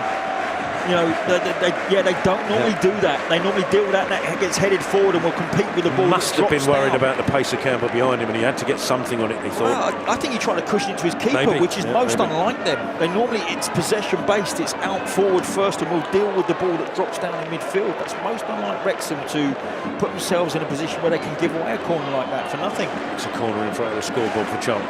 Berry swings it in, it's hung up in the air. Mitchell comes back, gets a little touch. Coventry with the shot, but it was sitting up. He couldn't get in front, above it, or over the top of it enough to keep it under the crossbar and into the Jimmy Seed. And it's going to be a goal kick to Wrexham.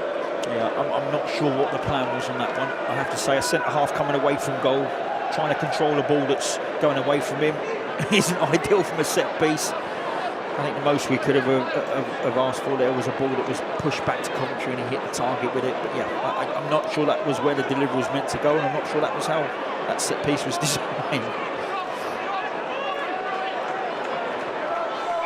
Well, Okonkwo thought about the little short one. Instead, he's going to go along with this goal kick. And does so. Down the middle.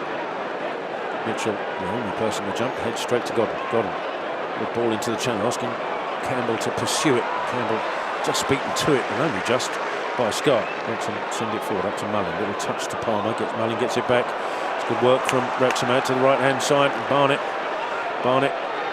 lifts the ball into the penalty area. Lee trying to bring it down. Instead it runs through to McLean. Ball across. Again Palmer wins it. Edwards on hand to clear it away behind him. To McLean. Sends it back into the penalty area. Mullin will jump. Levers Gillespie out of the way, and then Edwards eventually, late call, I think. yeah, eventually lets Mannion come and claim it. Didn't look like either of them wanted it at first, but Mannion clearly shouted eventually to get Edwards out of the way. Bit late, but it got the desired effect. But good link-up play from the two. It's the first time we've seen their front two link up like that. Excellent 1-2 between Mullin and Palmer that led to that attack. Charlton won it back there, good tackle from Doherty. Edwards Green sends it forward. Dobson all over Berry. It's run to Campbell, who's going to thought about taking him on, and then Dobson came across, a little touch left, to Doherty. He's behind him and away for a throw into Wrexham. It's what caught in two minds there, I think, Trees Campbell. Yeah, he just thought the support was behind him. He was a bit casual, a bit lazy. O'Connor with the throw. We've had 5 minutes of added time.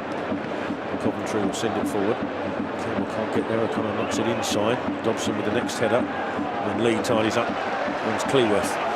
Attacking down the right-hand side. Pursued by Anderson. Cleworth out to Barnett. Barnett looking to take on Edwards. Gets the cross in. Mannion comfortable in claiming it, with nobody really anywhere near him to cause him any trouble.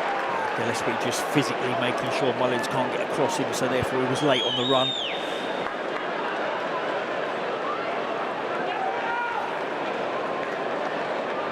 Gillespie takes it off of Mannion, brings it out. Send it forward.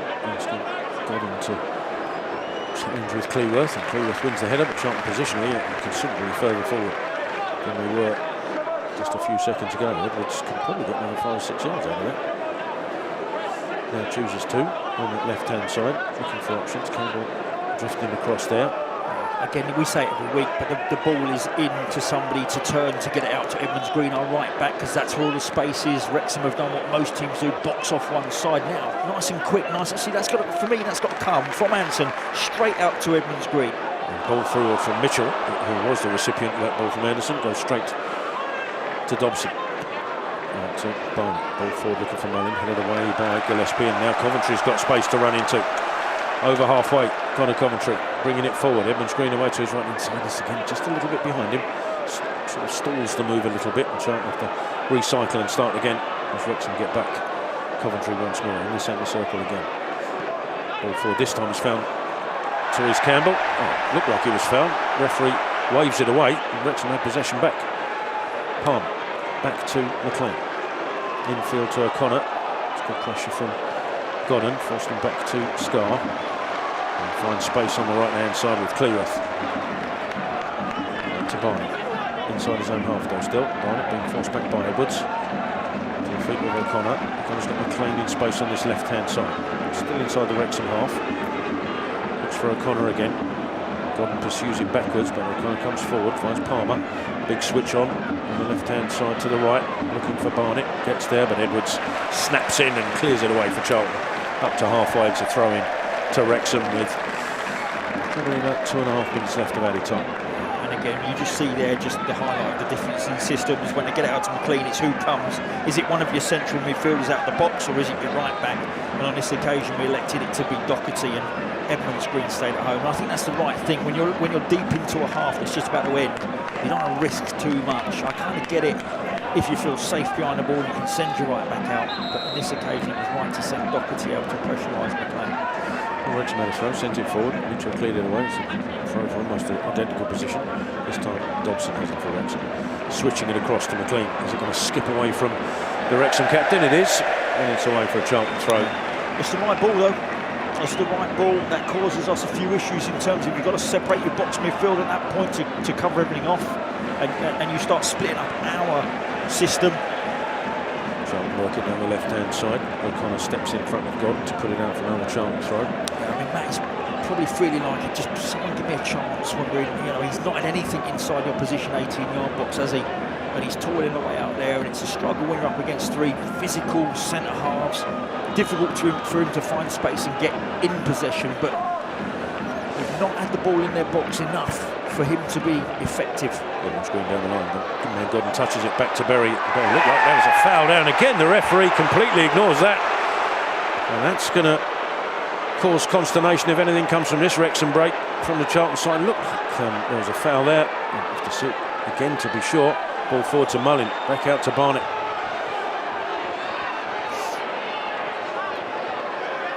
Rathbone to Dobson. Dobson up towards Mullin.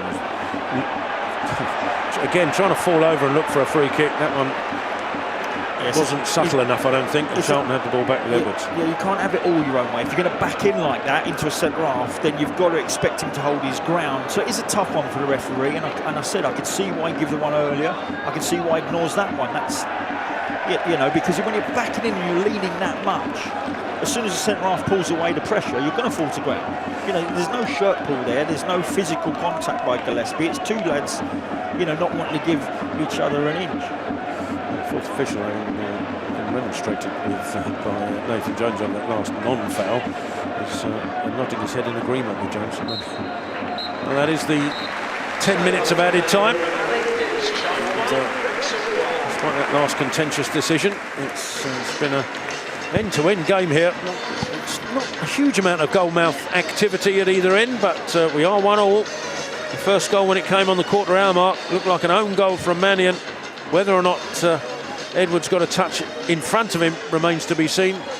But from the set-piece delivery, free kick delivery, Charlton went the goal behind. A good reaction though from the Addicts. Within 8 minutes, Charlton were level. Macaulay Gillespie getting on the end of a header from the cross from Edwards, pinpoint to the edge of the 6-yard box, corner of the 6-yard box, and he headed it back across Okonkwo, who couldn't get there, and it brought Charlton back level.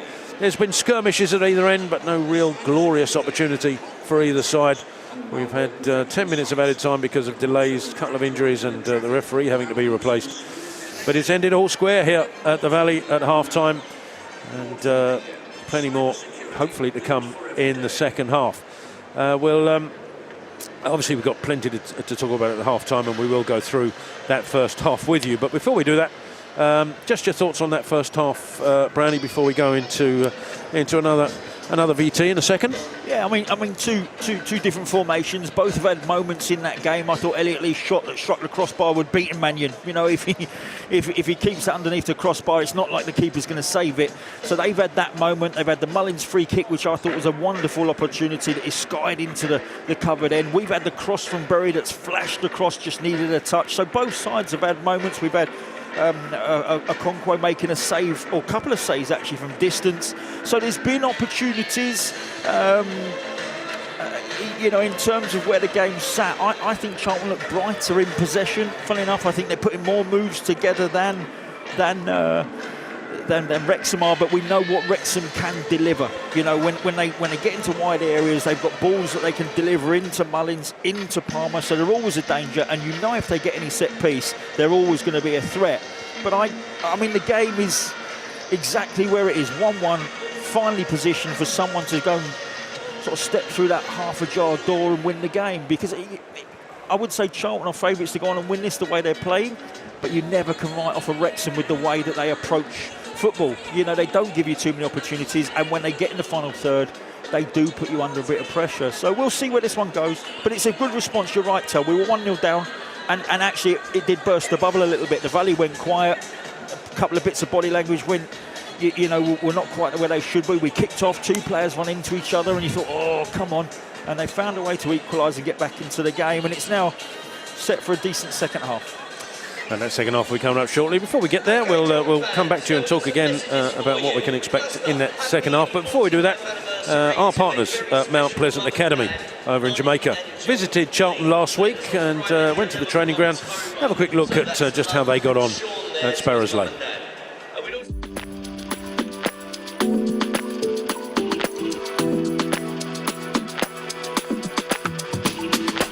The week that Mount Pleasant were here on tour started on Monday. They landed at Gatwick Airport around 9 o'clock in the morning. They came and trained at the training grounds. On Tuesday it was quite an event. We had them playing at the Valley versus our under-16s. Well, it was a terrific match and a great occasion. It's the coming together of these two teams after a year of work from Peter, myself and our respective teams at Charlton and Mount Pleasant. So to see the partnership come together on the pitch in this way, on a lovely drizzly London night, certainly the Mount Pleasant players did themselves proud. and I'm sure as the week goes on, they'll get more and more used to these conditions. I'm Courtney Headlam. I'm a coach at the academy, Mount Pleasant Academy. This is the first time that this group has played outside of the country together, and to experience a different climatic condition. It has been good for them. The experience is tremendous. Playing in a stadium, it's a 27,000 seater, fully enclosed like that, football specific.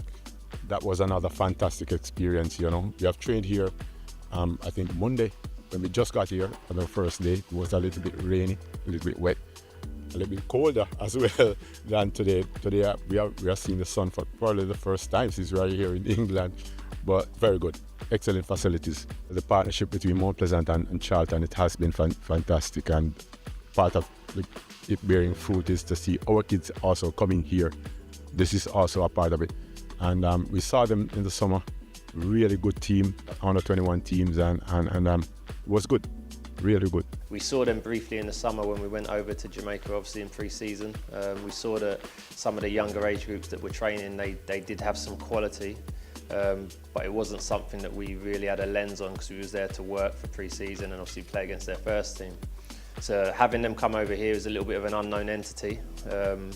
But what was really enjoyable to see was that there was some real quality in some areas of the pitch. One of the kids that's come over who, within our training sessions, was able to consistently keep up with what we was doing. He was able to take on the information that we was asking of him and showed quite a high potential for his age, at being only 14 and being able to come over and physically keep up with us, but also show good footballing elements. It bodes well for what the partnership between the two entities can offer. My name is Owen Jump and I play central defensive midfield. It has been a good week so far in England. Coming with a partnership with Charlton, we're here to play some game. We had a game on Tuesday against Charlton, which was good, and another one yesterday, which we won. So it was good. Super excited. Full stadium. It's good experience for we. Back in Jamaica, it's not this noisy during games, so it's a good experience for sure. And you had a chance to play on this pitch earlier in the week as well. How was that? Dream come true, and maybe more members to come to play for Charlton at Beaver. So the first one, and many more to come.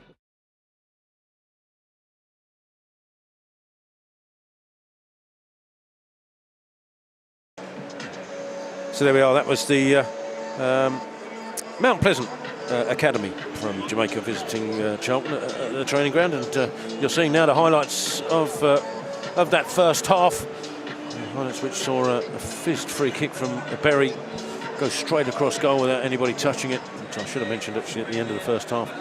And Charlton a bit in the run up to the opening goal. We're in it. The referee going down was the next big highlight, of course, and which one of the principal reasons for the 10 minutes of added time is the referee took a knock but seemed to recover, but in the end couldn't carry on. And then that restart, now we're hearing that it might have come off Coventry, who was on that near side on the corner of the post, but didn't even mention Coventry in the at the time. And so nobody mentioned Coventry. We're just seeing the replay again, Steve, and we didn't. Sorry, I was talking about. No, you were watching it again, weren't you? On a bigger screen. On a bigger screen, yeah. So we didn't even consider Coventry at when it first happened. And it's really tough to see it. And I still think. Yeah, but initially you just look at Mannion. What you're doing? It's right. But if that's taken a flick from 5 yards out, He's got no chance, you've got no reaction time. So that one needs look. We've gone from having replays from all angles, slowed down and shown to us to what a 4-inch iPad.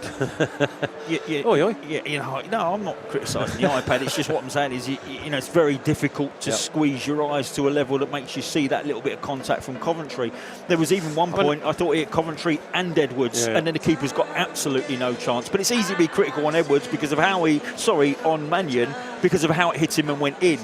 But that one needs slowing down and having a real good look at. I was a little harsh. It was just before that goal, Charlton had 2 or 3 good opportunities. The fizzed in cross, and then you had the snapshot, which was turned over by the keeper. They weren't clear cutters. No, That's why you sort of said there's not a lot happening. The Elliot Lee one for me was the big chance. When Palmer leaves it and Elliot Lee strikes, that's beaten Mannion. He's getting nowhere near it. But we've had a Doherty shot from close proximity that he probably could have done better with technically. That is a wonderful header. But I do like Lee's reaction. As in Gillespie, I just think he's putting it back into an area across the keeper. No, we'll give him credit. He's meant that. He wasn't looking for Godden at all. No, we'll give him credit on there. But yeah, we've had a couple of strikes at goal. Doherty's had one from close proximity. Berry's had one. Coventry's had one. Yeah, I think the next chance which you've just seen. That one we're there. just about to see is that Elliot Lee chance. It's a brilliant lead from Palmer.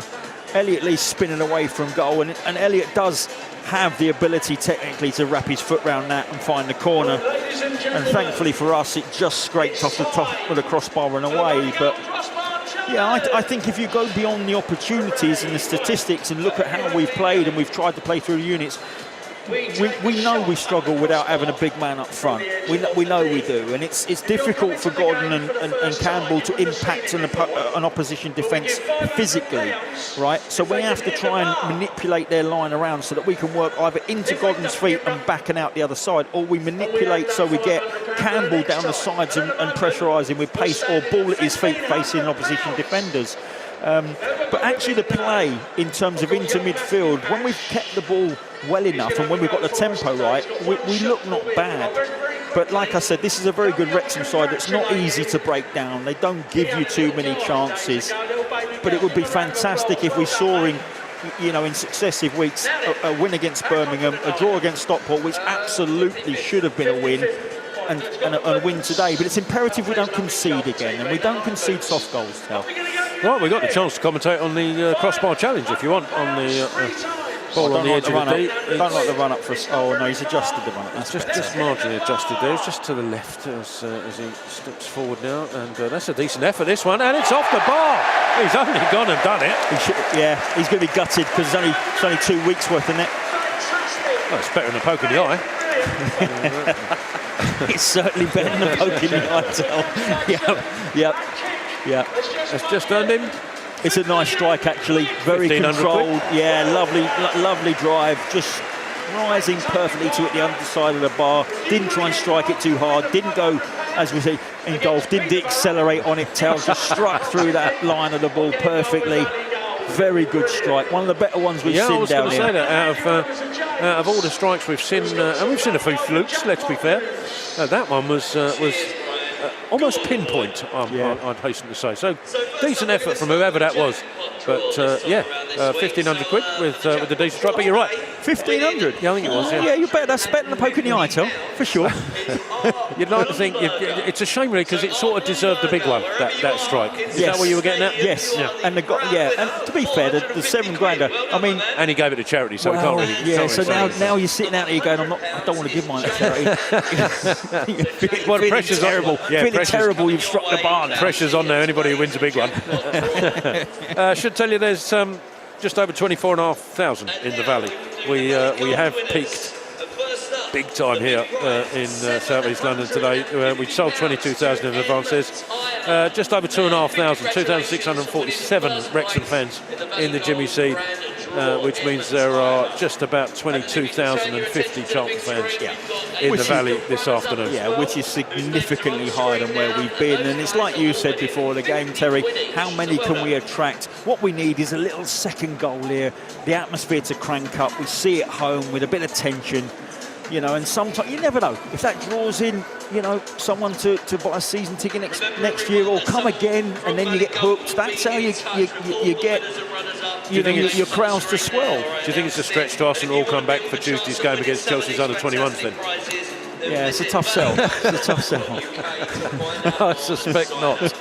But no, joking aside, it's great to see the Valley packed. And you said before, it's a place that is rocking. When it's rocking, there's a very special atmosphere here in the Valley. And we've seen it once already in the first half. Let's hope we can see it again in the second. What would you be saying at half time now? You're Nathan Jones, obviously disappointed at conceding that goal. But other than that, do you think it's largely gone according to plan? Yeah, I do. I mean, the Elliot Lee striker side, which was the one move they struck together. I mean, they had a couple of link-ups where they threatened, but it didn't lead to anything. I think we've contained the front two quite well. I think where we have to be very wary is if we give away free kicks in and around like these. I call them unnecessary free kicks when you don't need to make the challenge and you give Wrexham an opportunity to pile the box up, you know, and load it with the 3 centre halves and your 2 strikers who are decent in the air. We've got to safeguard against that. I mean, it's that risk and reward one as a manager when you're 1-1. Your team's done relatively well. It's clawed its way back after going behind. It's put together some nice moves in the first 45 minutes, but you don't want them to feel like a false sense of security that it's on us to go and get the winner and leave ourselves exposed a little bit. So it's a real tough one when you 1-1 at home against a side that's sitting second, because it would mean a lot if we went on to get the 3 points, but you don't want to leave yourself open for Wrexham to just, you know, pinch it, you know, late on or from a set piece or whatever they might do. But yeah, I think he'll be really pleased with that, particularly as we lost a right back after 2 or 3 minutes.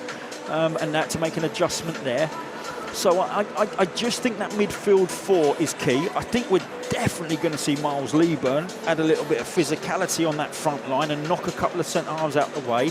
And it's very difficult with Gordon and Campbell to play into feet, set back, or for one of them to play into feet and hold the ball up and allow the midfield to join and have runners off of that player. Miles will offer that. He'll also offer a target when we're in areas of... Oh, okay, he's coming on. Talk of the devil, and he shall arrive. Miles Leaburn has just run to the dugout, stripped and ready for action. Looks like he'll be coming on in this second half. I wouldn't have called that now, but I have said in that first 45, Matty Godden has struggled to find a way into the game. So maybe the reaction to that is Phil Parkins has just run on the pitch to talk to George Dobson. Yeah. To make a change, I guess, for Wrexham in terms of how they deal with this, because Miles Leaburn is on. I don't. Just looking to see who's come off. Well, the Godden's still on. Leaburn's still on. Anderson is the only one I can't see right now. Yeah. Could be Anderson with Campbell dropping into that midfield role. Yeah, and I quite like that, because Tyrese is at his best when he receives balls in space and he's running at defenders. He's not particularly at his best when he's facing his own goal, deep in opposition territory and under pressure from defenders forcing him backwards. So if it is Campbell, or unless we go to a different formation. Well, front 3 possibly is an option. We'll see how that pans out. Yeah, we'll let you know. It's Charlton will get us back underway here in this second half, attacking the covered end. And the fourth official has just gone across to the assistant again, still with his board, so I don't know if Wrexham are going to... No, they can't. Surely not going to make a reactionary change to that. Oh, Leaburn's got to wait. I think that might be it. I nearly said that. He's got on the pitch without actually being introduced. Yeah. You can't do that. You have to let the fourth official put the board up. So a little mistake from Miles. Or the fourth official. Second half, replacing 18 for Roy Anderson. Please welcome number 11. Miles Leaburn is on now officially. Yeah. Drifting across to the right-hand side. Well, he did make an impact when he came on last week. I thought he actually probably annoyed with himself that he didn't score.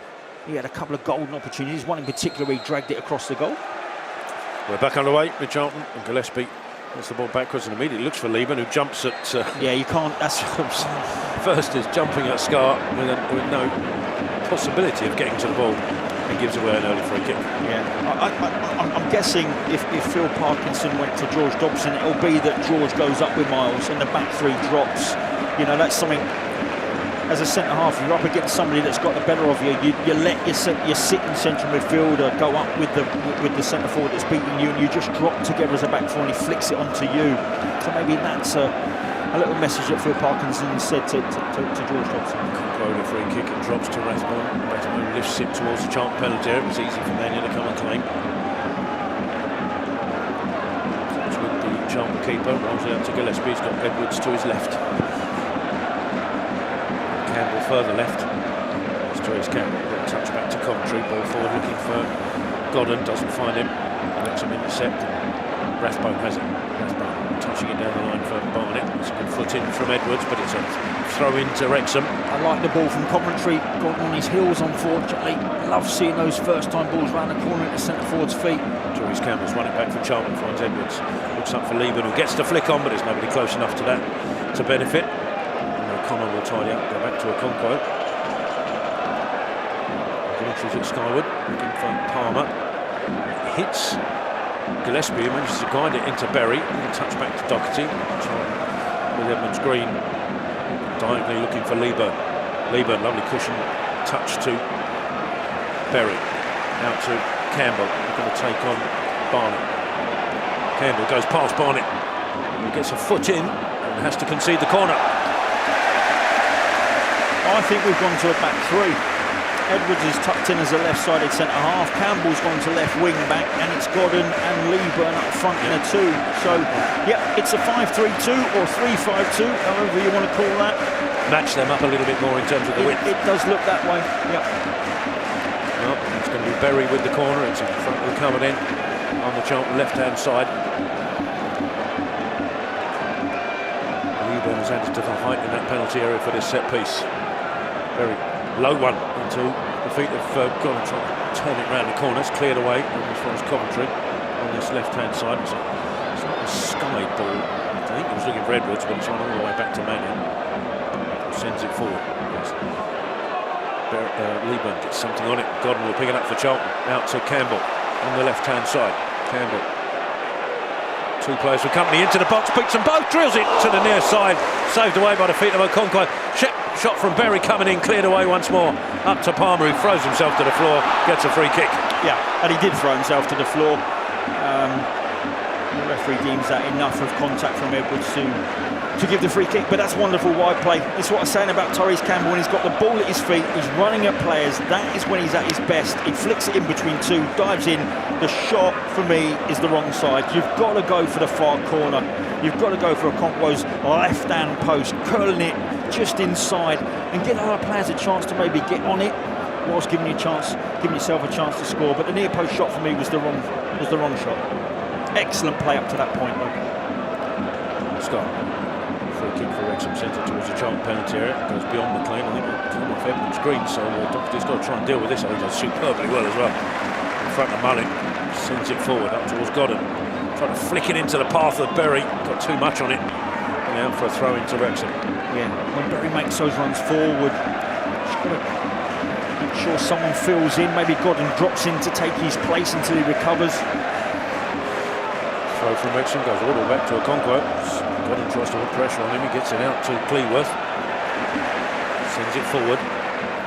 Good header from Gillespie. Coventry lifts it further. Oh, just went beyond Berry and allowed Cleworth to get there. But Doherty first to arrive. It's dropped by the way of Elliot Lee. To the left-hand side is McLean. Lee goes on the overlap. McLean back inside to O'Connor. Touch across to Rathbone, who's in space. Rathbone takes the shot harmlessly wide, but Nathan Jones won't be happy with the space he was given in the first place. Yeah, suddenly there's a lot more space for both sides in the middle of the park, where it was very congested with our system in the first 45 minutes. Suddenly it's opened up for both teams to expose a lot more space in the middle of that park. Edwards had space to move into, chose instead to go inside the Coventry. Again, there's a little bit more space to run forward. To his right is Doherty, further right Edmonds Green, on halfway. Backing inside to Mitchell. Coventry in the centre circle. Edwards to his left. Campbell further left. Lieben went to run beyond him, and Edwards' ball is too short for that. But Coventry has won it back for Charlton. Superbly well in front of Rathbone. He does that well, doesn't he? Gillespie. Does it a lot. Switch ball, looking for Godden, peeled off. Godden, Scar just got there first. And the header from McLean's picked off by Edmonds Green. Doherty, oh, he was looking for Lieben, but put behind him. And Rathbone can clear it away for Wrexham, and he's asking Palmer to sprint away, but he's never going to get that in a million years. That's a shame. I don't mind Doherty coming onto that and punching it across into Lieben, because if he finds the target, you know, we're in the ascendancy. But it just was no more than 2 yards wrong side, and Wrexham launch it down the line for Palmer. That's what I'm saying about safeguarding. You know, you're risking to try and get that second goal, which gets you the 3 points. Just don't leave yourself short behind the ball. Evans wins the header from the throw, but goes straight to O'Connor, to McLean on the left-hand side. There's Lee. Inside, looking for Lee. Went for the return after O'Connor. Looked like he mishit it. Lee managed to get there first. Out to Rathbone. Into the penalty area. Rathbone back on his left foot. Takes a shot. Needs the save from Mannion. It might have been going wide anyway. Mannion didn't know. Saves it away. Charlton clear. Up to Godden, whose header goes straight back to Lee. Charlton under a little bit of pressure with O'Connor. Mitchell up against Mullen. Ball out to McLean. Ball into the penalty area. Looking for Palmer. That's well read by Coventry. Might have been fouled there, but the ball's right to Mullen once more. Back out to McLean. Lee close by. Touch left to O'Connor. Lee wants it back. Now ask O'Connor go in towards the penalty area. Gets there. O'Connor drills it across. It's a good sliding block from Edwards. Yeah. It will be from Doherty rather, and it will be a Wrexham corner. I'm still working out if this is Wrexham have done something to change their game, or we're just not adjusting to the formation well enough, because suddenly Rathbone seems to have acres of space to receive and play in, and there's runners off the shoulders now that just weren't there in the first 45 minutes. I'll let the game settle for a couple of minutes before I decide if it's Charlton's formation not suiting them or Wrexham have done something slightly different here. They have the corner Wrexham in front of the scoreboard. Swung in towards the edge of the 6-yard box. A good header away from Godden at that near side of the 6-yard box, and Campbell will pick it off Dobson. Still Therese Campbell goes past. Oh, that's a cynical challenge from Rathbone to take out Campbell. I think you've mentioned it before in the first half. It's an important one if you're a defender. Stop Campbell running at Wrexham. Charlton have a free kick just inside their own half on the right-hand side. Yeah. And it's best to safeguard what that might lead to. You know, there's acres of space in behind Rathbone, and you don't want Campbell striding down the pitch with the ball at his feet. So, took the booking. Puts him in a little bit of a position where he can't really lunge again or mistime a challenge, but very similar to Edwards in the first half. Yeah, Charlton. So 1-1 in that respect. It's Charlton take the free kick quickly. It's short rather. It's across to Gillespie, out to Edwards. Looking for movement. Ahead of him is Campbell. Campbell. Edwards in space again. Mitchell across. Coventry ahead of him. Coventry just inside the Charlton half on the right-hand side again. Nothing immediately available in front of him, so Charlton will recycle across to the left-hand side, and Edwards. Ball forward is a good one. Doherty runs into space. Still Greg Doherty out to Lieburn. Left edge of the penalty area. Lieburn lifts it into the box. Berry rather with the jump. Got ahead to it. I think he was hoping Edmonds Green was attacking behind him. So the angle wasn't good enough for that anyway, and it drifts away for a goal kick. Yeah, and when you're playing the ball out wide to Miles Lieburn, you are crossing into a box. Unfortunately, it physically favours Wrexham. We're getting first contact, which is excellent from his perspective, but you need Edmonds Green to come around the back.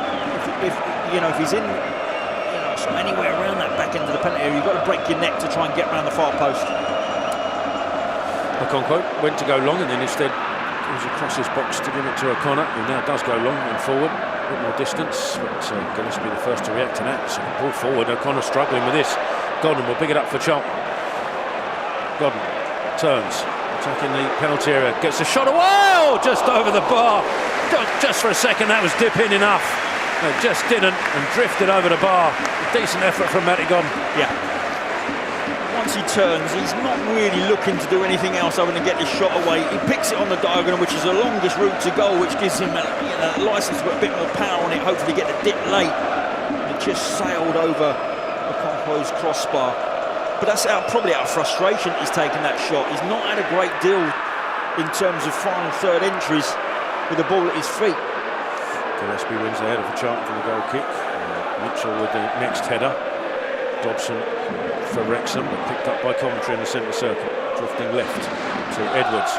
Ball forward to Lieburn. Lovely little touch back into Doherty. Leaves it for Coventry. Across the other side of the centre circle is Mitchell. Sends it forward.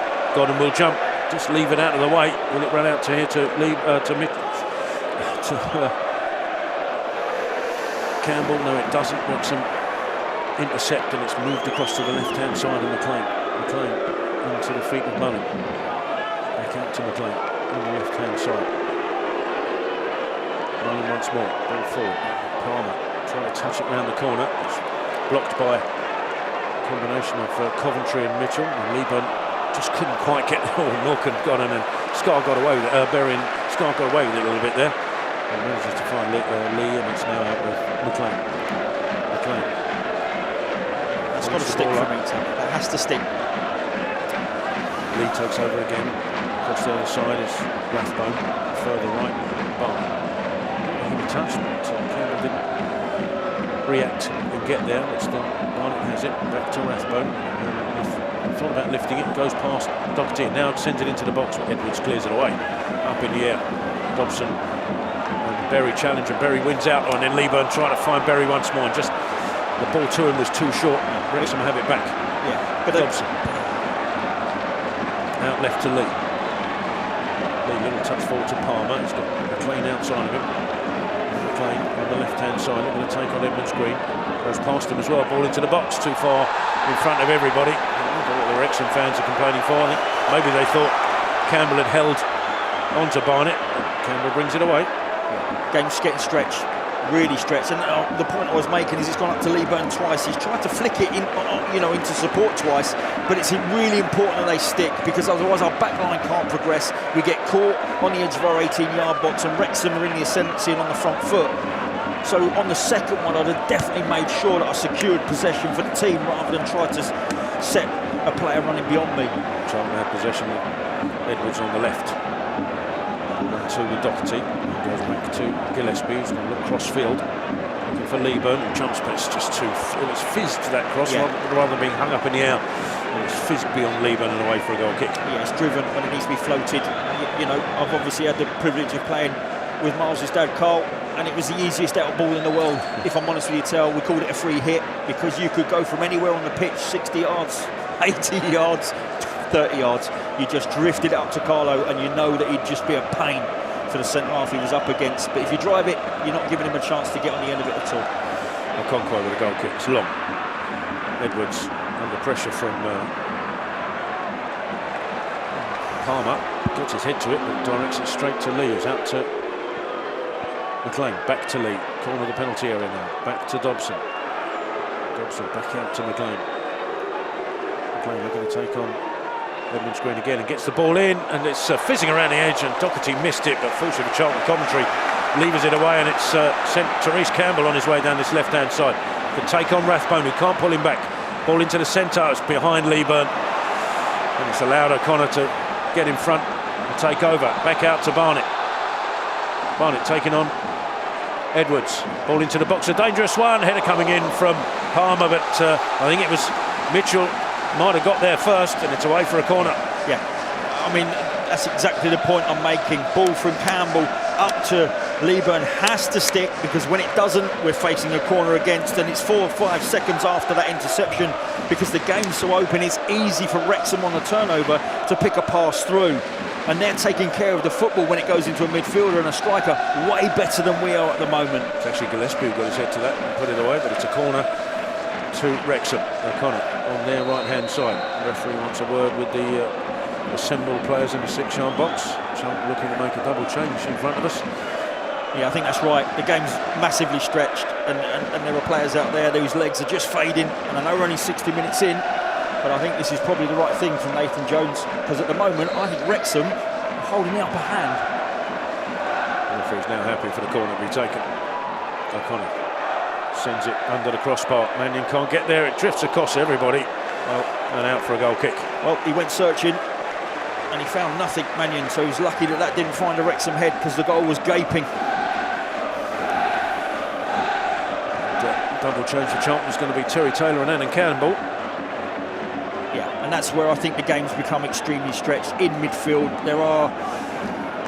There's acres and acres of space in the centre of the pitch, where in the first half there was none. Charlton played out the defence. Gillespie across to Edmonds Green. Wrexham trying to press Charlton. Ball out to Doherty, it's a good one. Doherty can turn. Good ball forward to Berry. He's got on his outside is Edwards. Edwards coming forward now into the Wrexham half. Outside of him is Campbell. Campbell cuts inside Therese Campbell. Still Therese Campbell. Thought about a shot, and that might hit the upper tier. Oh, almost. We haven't seen a shot that wide and high since a penalty against Oxford in 1990, whatever it was. Yeah, look, he did the right thing, Tyrese Campbell. The inside channel opened up. It was an excellent run into the channel, which was followed, which left an acre of space for him to then attack inside. He did. He was nice and positive. There was a really good run in front of him that there was maybe an option to slide the ball down the side of the Wrexham defence, but it would have been a tough ball on the run. He elected to take the shot, and he just got it horribly wrong. 2 changes. Doherty the first one, and Luke Berry's going to be the second. Terry Taylor coming on, as is Alan Campbell.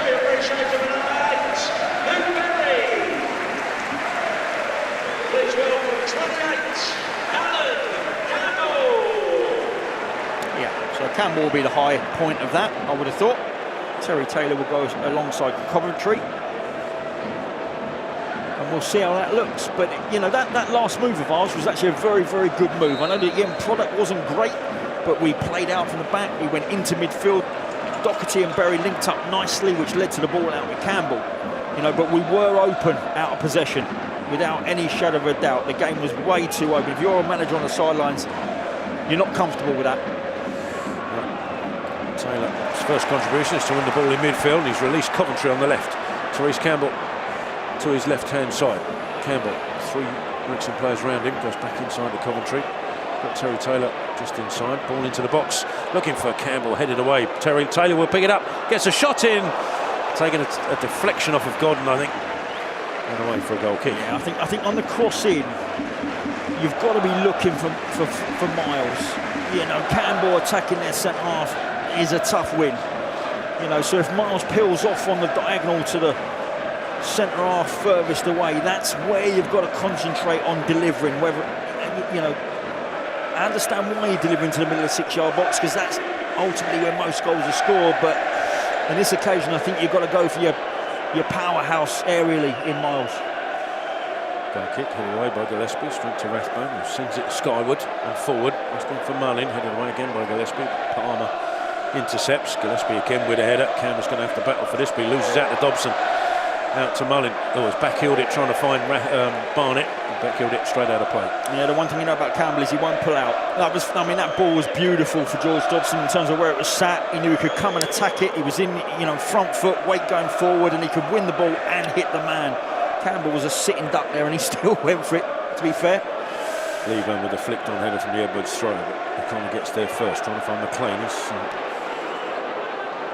launched it forward, asking Lee to pursue it, but Mitchell the first to get there, up to Coventry. Coventry now sends it likewise forward. Leeburn is the one pursuing it, but that's too far ahead of him. Again, outside the box. It's not the worst ball if that's in the channel and the keeper can't pick it up and he has to put it out for a throw-in. Scott takes it off his keeper, looks for Lee Palmer, heads it infield to Mullin.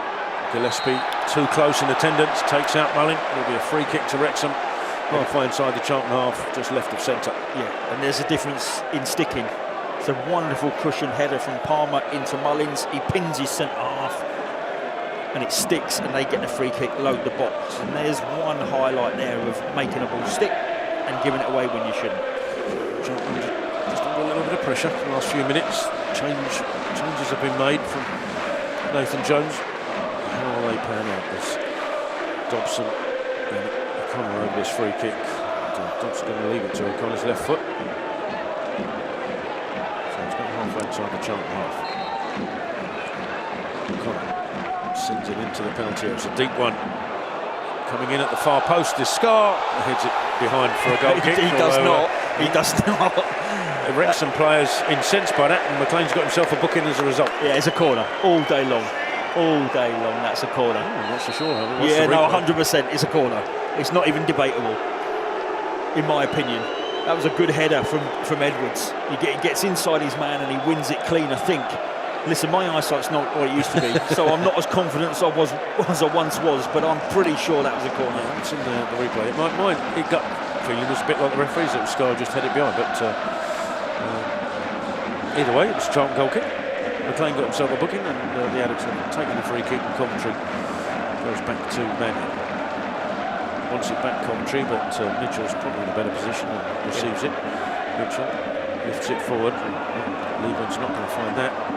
Campbell steps in to win it back for Charlton. Up to Leeburn now on the left-hand side.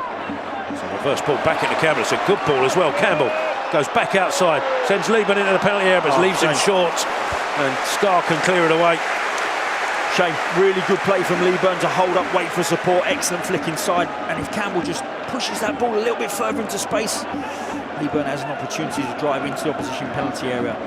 Charlton throwing works his way backwards to Gillespie, across to Coventry, out to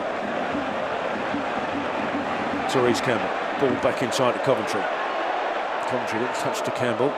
Alan Campbell, that is, out to Terry Taylor's nowhere outside of him, so he goes back inside the Coventry. Therese Campbell now available on the left. TC into the box with a cross, headed away by Lee. It's going to drop to Terry Taylor. Can he get a shot away? Taylor, no, sliding in is Dobson before he can pull the trigger. Charlton still have possession with Campbell. Yeah, well, we've seen that many times over the years. A lovely ball from Campbell into Leeburn. He turns and it's taken out by Scar. On the edge of the D of the penalty area, Charlton have a free kick. Scar will probably get a yellow card. Yeah, excellent turn. Really good turn from Miles Leeburn on the edge of the box. Centre half, again, took a gamble that he was going to win the ball with the challenge. And once you don't and you make contact, free kick all day long. This is a great opportunity for Charlton. I liked the patient build-up previously. You know, when Campbell's driving down the left and Rathbone leaves Coventry to double up on Tyrese Campbell, the right thing is to give it back to Coventry. Lovely little bit of intricate play on the edge of the box. Like to see it, but Dobson's block was excellent on Taylor. We've recycled the ball up to Miles. And that's a great turn, which has led to this free kick. Taylor's over this, Godden's over this, and Gillespie's over it as well, which probably for a left footer is not the worst idea on the planet. Well, Terry Taylor might be favourite for this. You know you're seeing something rare if a centre-half gets two in a game. But he fancies it, I think. It lends itself to a left footer, you have to say. It's a big one. Will he take priority? Taylor and Gillespie. It is Taylor. Oh, tipped over the bar. It was on target. It's a save you would expect the keeper to make, but he tips it over the bar for a corner. Yeah, he's tried the eyes one, I think, and he's gone inside the right-hand side of the wall. So on target? Yeah. He just didn't get across the ball enough. He wanted to whip it into that far corner, so the goalkeeper's right. And he didn't get enough whip on it, and it was quite central in the end. But the keeper would have thought that was going to his left. It was a decent effort. Taylor again, this time with the corner. Sends it in. Headed away by Palmer. We're too flat. I've said this before. You've got 6 in front of the ball. You've got Wrexham to protect break here. Dobson releases. Running on the left-hand side. Left-hand side is Barnett, gets it into, looking for Mullin. Good interception from Coventry back there. His clearance goes straight to Dobson. His header out to McLean. McLean will lift this into the penalty area. Mitchell on hand for Charlton to head it away up towards Godden. Godden sends it forward, asking Leeburn to pursue it in there. It's a foot in. And Leeburn almost touched it past Scar, but he just couldn't get round it to keep it in. And Wrexham will make a change. Yeah, but it's a very good delivery again from Taylor, and yes, of course you've got to attack that delivery, but you've got to safeguard the back end of the box, you've got to safeguard the edge of the box. There's no way really an opposition team should be breaking down your left-hand side from your own corner with just one cleared header. We've got to do better in how we set up if we lose the first or we don't make first contact at corners. We do leave the box wide open for a counter. Edge of the box, that is. Throw into Wrexham, halfway inside their own half, thrown down the line, straight to Edmonds Green. They can't do anything with it, and it's gone straight out of play for a Wrexham throw. So they've got to throw now 10 yards inside the Charlton half. McLean throws it infield. Good run coming in there from Palmer, and he's avoided the first challenge. Fortunately for Charlton, Coventry steps in, but the ball out goes straight to Lee, inside to Dobson. Dobson across is the substitute Cannon. Cannon out to Barnett. Cuts inside Campbell, likes to go back outside. Campbell won't let him, so Barnett comes back inside again, gets a shot away, blocked away by Gillespie. Campbell releases Leeburn on the right-hand side, but again, there might be too much on this, he can't keep it in. We'll throw into Wrexham, quickly taken into the feet of McLean. Inside is Lee. Dobson wants it inside of him. Dobson bringing it forward. Ball into Cannon. Cannon, little touch across to Mullin. Cannon gets it back and scores. Nobody followed Cannon in after the first shot, and an easy tap in through the legs of Mannion. It was a shot, the first one. But when it came back to Cannon, he teed up Mullin. Luckily went back towards him, but nobody followed him in. Wrexham have the lead. Yeah, and they had too many players in positions that we couldn't cover off. Edwards had to stay inside because he had a man to mark. He had nothing on his outside. And Cannon's come on and taken up some intelligent positions, but he's a touch fortuitous on how the ball's arrived back to him, because as a centre-half, when you make a last-ditch challenge, that ball can go absolutely anywhere, and it fell perfectly in front of Cannon, who's come on and struck it under Mannion from no more than 4 or 5 yards out. But yeah, if you rewind that to the edge of the box, we've just got ourselves in a bit of a pickle in terms of who's picking up who. Certainly they had superior numbers in front of the ball, and we didn't have enough behind the ball. Well, Cannon got into a good position. Dobson found him well. The ball back across was well defended initially. I think Mitchell was the one on the slide. But nobody followed Cannon into the box. And he had a free shot. Yeah, and that is their second shot recorded on target. So they've got an incredible conversion rate today at 100%. Campbell with a good header. Got him edge of the area. Tries to pick out Lieber. Lieber trying to turn, but he's surrounded by black shirts. And then when it came back in his direction, Okonkwo comes out of his 6-yard box to claim it. I'm not sure no, the game's been ebb and flow. Very, very open second half. They just took the ascendancy a little bit, Wrexham, just before that. I think and that's why we made the changes. Unfortunately, it's like we said at half-time, Tal. It's a risk and reward. We've made a change and we've changed formation, and there is a risk to that because we became more open. But also, I thought there was opportunities in that. In the game becoming more open. We were in positions where we could have done what Wrexham have done, but we just didn't keep the ball well enough. We've not found our strikers well enough. We've not held the ball well enough. It's not stuck well enough. The ball's now forward to Lieber. He does hold it. Brings Campbell out to his right-hand side. Campbell a little bit isolated. Tries to Lieber again down the line. It's blocked off by Scar. Charlton throw on that right. Campbell looking for options. Throws it backwards to Edmonds Green. He's got Mitchell behind. Taylor comes in support to collect. Looking for options, Taylor. Coventry offering himself. It's across here with Gillespie. Edwards to his left. Therese Campbell hugging the touchline on this left-hand side. Therese Campbell looking for options. Coventry provides it. Back to Edwards. Wrexham pressing. Charlton falls backwards. And across now to Mitchell. Ball forward to Campbell. Alan Campbell turns. Still Alan Campbell. Nothing to his right, so again forced backwards to Terry Taylor inside the Coventry. A lot happening backwards and across, but not a lot going forward. Can Edwards change that? Spots Coventry going forward. Coventry trying to release Therese Campbell. Therese Campbell skips past one across the penalty area. Little touch to Alan Campbell. Can he get space, Alan Campbell? Gives it to Therese Campbell. He's got Coventry outside of him. Coventry corner of the penalty area. Lifts it into the box, but it's a poor one. Straight to Dobson. And Dobson will break out now. Terry Taylor coming across, and that's a good pressure from Taylor. Forced Dobson into a rash ball out. Charlton have a throw. Taylor at his feet, brings it forward. To his left is Edwards. Taylor goes for a return. Still Terry Taylor. On this left-hand side. Little touch to Therese Campbell, but it's behind him. Just allowed Barnett to step in. Wrexham, Palmer goes to ground, nothing given. Still in possession though, Palmer. Now Charlton have it back with Terry Taylor. Charlton crowd trying to get behind the Addicts. A little bit slow, it goes back to Coventry. Coventry just caught under his feet, but lifts it towards the box, asking Lieburn to jump. Gets a flick on Lieburn. It should be a goal kick, and it is. Well, the ball was on to Edmonds Green, but let me tell you, he was a little bit slow. Like he actually didn't want to get in possession. He was absolutely in acres of space, but he was staying in a right back position rather than advancing forward and shouting and screaming for the ball.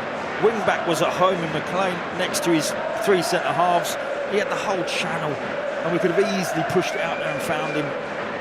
He didn't look. He was very reluctant to want to get in possession there. Okonkwo's goal kick. That's a push. Palmer just pushed into the back of Edwards. Nothing given. Wrexham had the ball back with Cannon. Ball inside to Palmer. Skips, launches himself. Oh, goodness me. Yeah. That's appalling refereeing Just on two threw fronts. himself onto the floor, and Yeah. the referee fell for it. Yeah, it's appalling referee on two fronts. It's a blatant push on the first ball up, and that's the biggest dive you'll see. But you know, look, he was going nowhere. Yeah, I mean, he's just jumped into Gillespie. It's a strange one, but if you're Palmer, you're not getting on the end of that ball that you've pushed forward. You're taking a risk, you know, because you know you're going to relinquish possession if you don't fall to the ground. But it amazes me. We've got a linesman that's, well, if you look where the ball is, it's no more than 4 yards in. He's watched the push, he's not reacted, and he's not gone. That's a dive, there's no contact. It's incredible. They just stand there watching the offside line. O'Connor with a free kick, sends it in deep to the Charlton penalty area. It's a good header from Leeburn. Campbell can't get there, and the shot coming in from Palmer should go away for a goal kick, and it is. It's a great delivery again from O'Connor. You know, it's worth its weight in gold if you get 10 goals a season off of that. Quick goal kick releases Edwards on the left. Looking inside to Taylor. Taylor brings it forward out to his right hand side is Mitchell. Mitchell over halfway. And to Edmonds Green, forced backwards to Mitchell. Let the ball lifted to Taylor. Trying to go back to Edmonds Green, ran out of room. Yeah, we tend to go backwards, don't we, first, and sometimes we need to take it on the back foot. I've said that. Well, I've not said it actually, but I've watched it 4 or 5 times. Now, Matty Gordon could have taken on the back foot turn. Tyrese Campbell, I've seen, could have taken on the back foot and turn. And we're very, very safe at times. We take the first touch back towards goal. It's lifted forward by McLean to nobody in particular, so Manuel will come out of the 6-yard box to collect and deliver it out to Edwards. Edwards ball forward up to Lieben. Holding it up, Lieben, but there's a foot in from Cleworth. Wins it back for Wrexham. Up to Palmer, back to Cannon. Back to Cleworth again. Inside to Dobson. Sends it forward up to Mullin.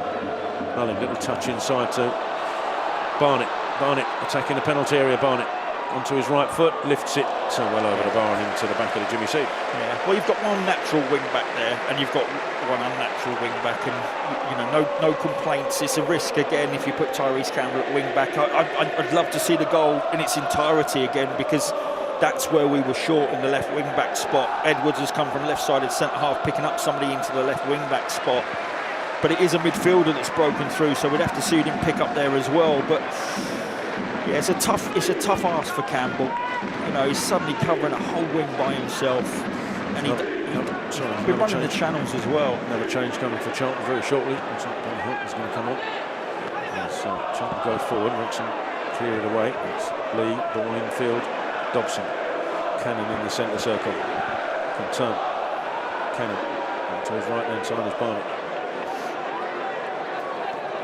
Last thing you want is Tyrese Campbell to be in a left back spot, but it all depends on who's got more possession. You know, if they're in control of the game, then he's going to be driven back. If we are, he's going to be on the front foot. Wrexham switch it and work the ball right to left, and Mullin in the penalty area. That's an important challenge coming in there from Edwards, but Wrexham still have it. Palmer comes forward and forgets the ball, cleared away by Mitchell, but it was more by panic than anything else, and Wrexham had the possession back with Dobson in the centre circle. Some tired Charlton bodies out there by the looks of it. As O'Connor brings it forward. Out left is McLean. McLean attacking Edmonds Green. Goes past him, gets the cross in. Deep one. Edwards with the header away, straight to Cannon. Cannon edge of the penalty area, looking for space. Goes backwards to Dobson. Swings it left again to McLean. McLean will launch this into the penalty area. Mitchell comes out and heads it away. As far as Dobson, back to Lee. Lee trying to find Dobson. Leeburn got in the way and gets it to Godden. Goes for the return. Leeburn can he get it past Scar? Well, just blocks him off. Referee says there was no foul there, no obstruction. And runs away for a throw in. Charlton will make the change. Yeah, I don't see a foul there either, to be honest. I think that's very good positioning from the centre half. He just puts his body in the way and puts his arm across, and Miles goes down. Got a commentary's coming off. Danny Hilton coming on. Who I think might be the 1,000th player. Yeah, no, I think you're absolutely right. I think that's true. I think it's V1000. Can he mark that momentous number with a goal for Charlton on debut to get us back into this game or better. Throw comes in, Mitchell heads it away, but there'll be another throw into Wrexham just on halfway on the left-hand side. We've got 9 minutes of normal time remaining. Yeah, I mean, Matty Gordon is looking like he's gone as a left-sided midfielder. Back four again in place, 2 up front. Matty seems to be a bit confused about his role at the moment, but we'll see it settle down. Charlton run the ball back, and Gordon will find Hilton to his left. Hilton cuts inside, looking for options. Not immediately available, goes across to Therese Campbell. Campbell, ball forward to Lieber. Holds the ball up, back to Edmonds Green. Edmonds Green launches it towards the Wrexham penalty area, headed away by Cleworth, and cleared further by Barnett, only as far as Gillespie, into Campbell. Back to Manning, across to Mitchell. Get the feeling this could go long, and does. Mitchell looking for Hilton. Hilton gets something on it, drop to Edwards, and touch to Godden in the penalty area now. Godden, can he lift it across? That should have taken a deflection, and here's the corner. Yeah, good support on the inside channel from Matty Godden, well found by Edwards, and literally when they double up, the best you can hope for at that point is you either turn out and keep possession, or you strike it against somebody and get the corner, which we've done. But I'd just like to see us position ourselves better here for the ball that gets cleared. Of course you want to make the runs to get on the end of it, but you don't all have to go in. Corner comes in on this left-hand side. It's a deep one. There's a shot coming in from the left-hand edge from Mitchell of the penalty area, of the 6-yard box rather, and unfortunately straight down the throat of a Conquer. Yeah, he does incredibly well actually to get something on this. He loses his man, he scissor kicks a left foot shot, but it is straight. That's in Conquer. Goal kick away. Edwards tussling with Palmer. Gillespie gets a foot in as well, but goes straight to O'Connor. Ball forward though, and finds Edmonds Green. It's a lovely ball out by Edmonds Green for Hilton on the right-hand side, running into that channel. Behind him is Campbell, Therese Campbell. Finds Alan Campbell, back out to Therese Campbell on the right. Therese Campbell. Looking on his left foot, it's a cross into the box. Oh, just beyond everybody! And Lieber is incensed. He reckoned he was pulled back. He's going to get a booking for that. He's going to get a booking for arguing with that he didn't get decision. He's convinced he was pulled back on the far side. He might have a point. Yeah. Well, he's blind. Listen, there is no.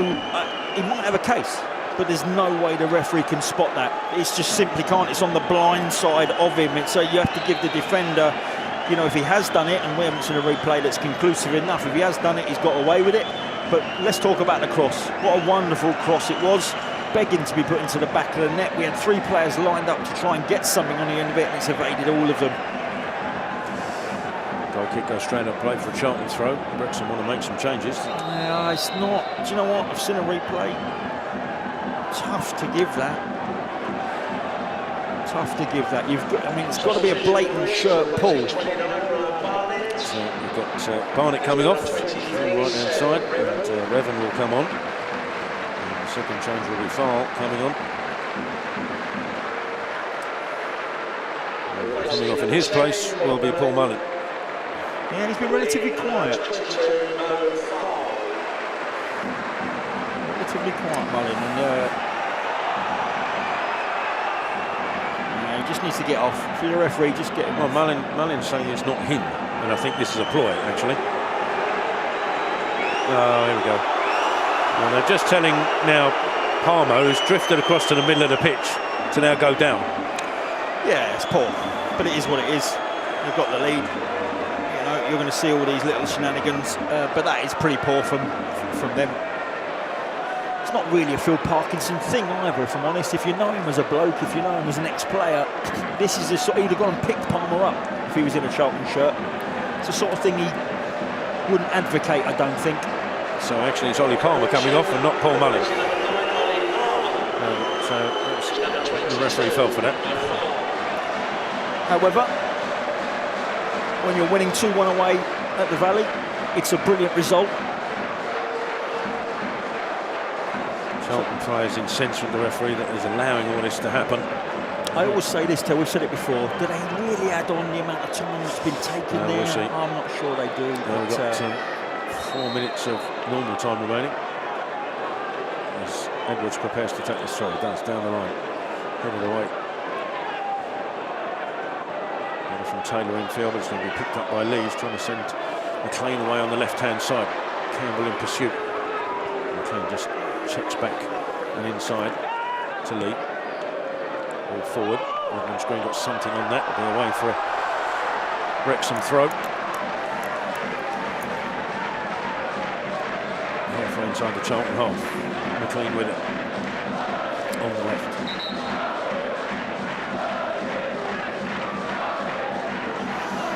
To Lee. Back to McLean. Down the line to Lee once more. Campbell steps in. Should be a Charlton throw. For far, and it is.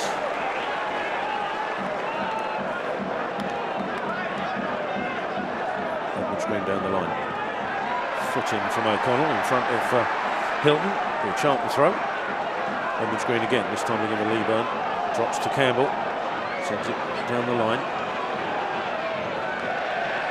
Scar gets something on it. Can only give it away for a Charlton throw. Not quite adjacent to the corner of the penalty area. Not a million miles away. Edwards is coming across. He's going to throw this in long as Mitchell and Gillespie go forward. Yeah, I think you have to. I think you have to use everything at your disposal at this moment in time. The clock's running 2.5 minutes plus add-ons. Every chance you get, load the box. Edwards with the throw. Scar first to get there. Leeburn trying. Sorry, not even. Campbell's header only goes straight to McLean, and there's a break on here. McLean coming forward to his outside is Revan. Revan into the penalty area. He's back on his left foot. Little touch to McLean, back inside. Ball across, headed away by Gillespie. Dobson meets it, and with his, it's given away. Referee's given a dangerous foot in there from Hilton on Dobson. It'll be a free kick to Wrexham. Yeah, I think they've let us off with one there. I think Cannon's decision to go right killed the move. And that's all come from a long throw, and I've said this, we don't read or anticipate or set up behind the ball from set pieces quite well enough. Lost count the amount of times that the first header has led to a counter-attack. First header that they've won. Free kick out to Revan on the right-hand side, taking his time. Now gets the ball into the box. Gillespie gets something on it. Leeburn back there helping, clears it forward up to Skull. Hilton can't get there. And Cleworth going forward. It's actually one of those where Hilton's just standing there. Cleworth cleared it, and his foot connects into the on-rushing Hilton, and down he goes. It's a free kick and probably a booking field. Yeah, and it is a momentum one, but he does push his foot towards the ball, and the minute you apologise as a player, you're banging trouble. Because you know you've made contact, you apologise to the player and the ref, and he has no choice really than to book you. But it was one of those ones, it is momentum, you're coming across, the clearance has been made forward, and you can't avoid contact on those, sadly, in this day and age. That'll get you in the book. Free kick to Wrexham. 10 yards or so inside the Charlton half. Cleworth, who was looking like he needed hospital treatment, is going to take this free kick now. Sends it across, looking for far. Gets a hit to it as well. But, pushing Leeburn all over the place. The referee says he saw it, but he's giving a goal kick anyway. There's a free kick would have been 20 yards further up. Ball out to Gillespie. I kind of... Gillespie will send this forward. Leeburn now forward with a jump. Gets something on it as well. Hilton not there though. Cleared away by Revan. 5 minutes added on. 5 minutes. Drop to Cannon. Trying to go down the line. Blocked by Gillespie. I was going to say, when we go sideways to Gillespie, we're going to go long regardless, right? But then when you go long with a left-sided centre-half that's played that ball no more than 25 yards from his goal line, you've got this gaping gap from front to back. And I don't know why Mannion can't do that. And we condense the pitch a bit. Campbell needs to bring it forward to Godden, but his ball goes straight to far. And Cannon for Wrexham trying to lift it into the path of Revan on the right-hand side. go Revan. Trying to block a shot, it's blocked back to him though. Revan up against Mitchell. Ball into the feet of Cannon, but he can't get hold of that. Mannion will come out and claim. Charlton need bodies forward.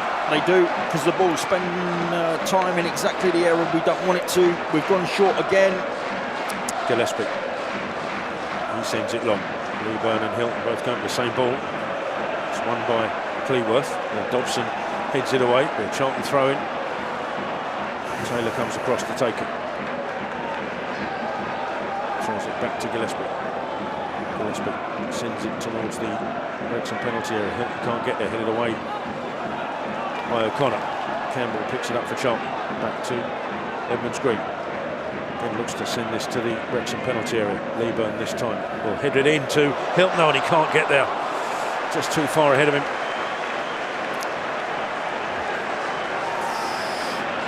Yeah. Picked up by Okonkwo.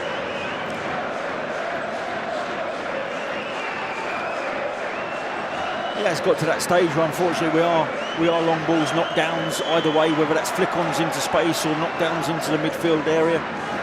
There's nothing pretty about this last 3 minutes. You know, we had the lead in this time frame on Tuesday night and managed to relinquish. Can we find a way to equalise in this one? Ball goes up to Mullin for Wrexham. Gillespie does well. Steps in, takes over, gets the clearance off of Hilton. It'll be a Charlton throw. Edwards with it. Down the line it goes. It's beyond Leeburn. Picked up by Hilton. Hilton trying to hold it up with a foot in from Scar. Wins it back for Wrexham. It's good work from Hilton to do well for Charlton. Win it back for Charlton. Oh, and his referee, the linesman on the near side says the ball's gone out. And Nathan Jones can't quite believe it. Yeah. It's a throw in to Wrexham, halfway inside their own half, on the right-hand side.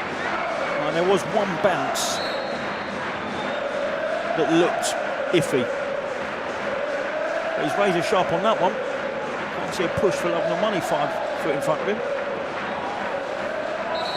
Throw up to Gillespie, heads it back out the way. Referee and Mitchell exchanging words now for whatever reason. Mullin is trying to get free kicks here. Flick on by foul. And you knew that was going to happen because the referee and Mitchell just had words. Mullin saw it, deliberately went the ground in front of him, and he's got the free kick. And you just knew that was going to happen. Yeah, but you can't fight like that as a centre half. You know, as soon as the ball goes beyond you, you can't face forward holding an opposition player who's trying to run beyond you. You just can't do that. You have to turn and deal with the ball. The minute you don't do that, you're open to a free kick against. Eating up time we haven't got. So. Yeah, it's all in the wrong area again. Cannon over this free kick. He'll want to touch it left. Now he does to Revan. It's a good foot in from Taylor. Wins the ball back for Charlton. Sends it forward up towards Leeburn. Campbell takes over. Therese Campbell on his toes now. Therese Campbell chasing forward. Oh, that's a disgusting tackle from Revan. Absolutely hacks at Therese Campbell, and it's one of those where yellow card's just not quite enough. And Charlton have an opportunity to load the penalty area now and send this ball into the danger area in the final moments. Listen, it's a terrible challenge is what it is, but it's exactly what was required in that moment. It's a booking, it's not a sending off. There's cover everywhere behind the ball. The person I feel for there is Tyrese. You know, he's bursting down, and that could have caused serious injury. Terry Taylor with the free kick.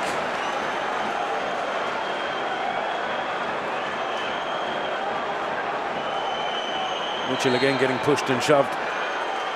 Taylor sends it in. It's a deep one. Gillespie will jump. Everybody jumps. Is that a handball coming in there? It's gone in! Oh, Stefan's get a penalty! Charlton get a penalty from the handball in the box. Mitchell O'Connor and O'Connor battling. Well, I wouldn't face up to people just yet. We've got to put the ball in the back of the net yet. So I'd take the penalty and then face up to the person that you've got the beef with. I think it was O'Connor that was a player judged to have handled it. Yeah, but we've got to convert first. Once you've converted, then you can go run into someone's face if you want. I mean, he's got to be careful. He's on a booking as it is. So, you know, and there's no surprise that James McLean's sticking up for his teammate. You know, he's good at doing that. But I don't get why you would scream in someone's face off the back of being given a penalty. Let's score it first. The pair of them were at each other's throats as the ball was delivered. You're on a booking. We haven't converted. All you've left yourself open to now is if we miss, him screaming in your face in 20 seconds' time. Godden is over this penalty. It will almost certainly be the last kick of the game. Well, we absolutely don't deserve to lose this game, that's for sure, in my opinion. Others might see it different. Godden steps forward, strikes it into the roof of the net. The Addicts come back level. And Charlton have a point out of this game, which they feel they'll deserve. Once again, Wrexham players having a go at Mitchell, who's gone over to the covered end, fist pumping. The Addicts are back at 2-2, and the Valley's rocking. Well, the only thing that will make that better for the people that have jetted in, or for people that have come for the first time, is if that was for a winner. However, we lost one on Tuesday night. It looks like we've clawed one back tonight, or today, I should say. It's an emphatic penalty from Godden. There was pressure on him there. I've got to be honest, when he hit it, I thought he's hit that too hard. Listen, he's rifled that into the roof of the net. Absolutely spanked it into the roof of the net. And it's a game we didn't deserve to lose, I don't think, in my opinion. And there's the whistle. There is the final whistle. Wrexham have got the same reaction to what we had on Tuesday night up at Barnsley. Charlton have got a point out of this game.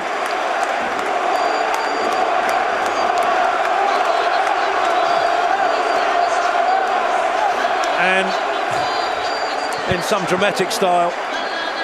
And the cross came in, I think, just deserts from that free kick that Revan did on Therese Campbell. Cynical. It was a horrible challenge. The free kick into the box was headed down, bounced off the floor and into, I think it was O'Connor's hand. Whether that's a penalty or not, I mean, if that was given against us, I think we might feel aggrieved, because was his hand in an unnatural position? Only replays will probably tell you for sure. Yeah, Parkinson's not happy with the referee. No, and you know what, Phil's a sensible guy. He'll argue if he's got something to argue about, but in reality they've had 2 shots on target. They've hit the crossbar with Elliot Lee, and we've had, you know, I wouldn't say we've had 18 shots and 7 on target, and we've thoroughly deserved to win the game, but we didn't deserve to lose today. Like we didn't really deserve to win or get a point on Tuesday night is what I've been told. So, you know, that is football in a nutshell. Some weeks you get what you deserve, some you don't. But I think it's very important that we're now 4 without loss, and that's against the team from top, the team in second, a team in 8th and a team in 9th. So 6 points from those 4 games, I think is a pretty decent return. I said it at the start of the game, where we kind of dropped the ball is Stevenage and Bristol Rovers. But, you know, I think we can quite rightly say, you know, in terms of Stockport, we should have got 3. So in those last 4 games, in my opinion, 8 points or maybe 7's the right return, because Barnsley, I'm not sure about, wasn't there. But it's 4 without loss, and so you've got a little bit of momentum, but we've got to find a way of turning, you know, the lesser games in this league into wins to give ourselves a chance to climb in this league. But yeah, that's an important clawback, and the covered ends up in, you know, that tells me that we didn't deserve to lose when the covered ends up like that and clapping away. Well, like most things, we got the same result as we did Tuesday night. The difference between the two is we relinquished the lead Tuesday night and it felt like the end of the world. This time we get a point back, having been 2-1 down at the end, and it looks like we come off like a winner. That's an important point as well. We've come back twice today. Fell behind twice. Showing a bit of character. Charlton players going across to the Finrag in front of the Kirbyshley stand, now in front of the covered end and to the west end, milking the applause from the fans that have stayed behind to do so. And it was a packed Valley to witness. Charlton coming back from behind twice to earn a point. And if you want to hear what players and Nathan Jones, the manager, have to say, Do keep a check on the club website and social media for the post-match interviews from both of those. Next up, we got Chelsea under-21s on Tuesday in the Bristol Street Motors Trophy. Do join us if you can, and we'll look back on Charlton D for all of that game, live game from the Valley here on Tuesday night. If you can join us, and if you can't make it to the Valley, we'd be delighted for your company. But if you can get to the Valley, so much the better. But from here in South East London, it's the spoils have been shared between Charlton and Wrexham, 2-2. As ever, Stevie Brown, thanks for your company. Always a pleasure, Tel. It's been an absolute pleasure to be with you this afternoon. Thanks for everybody for listening. Delighted to have been here. It was in some doubt at some point this week, but yeah, we made it. Great to have made it. Great to see a decent game of football. Ended all square here at the Valley. Have a fantastic rest of your weekend, and we'll hopefully see you Tuesday night. But in the meantime, from all of us here and Lewis in production, take care, everybody. Thank you, everybody. Good night.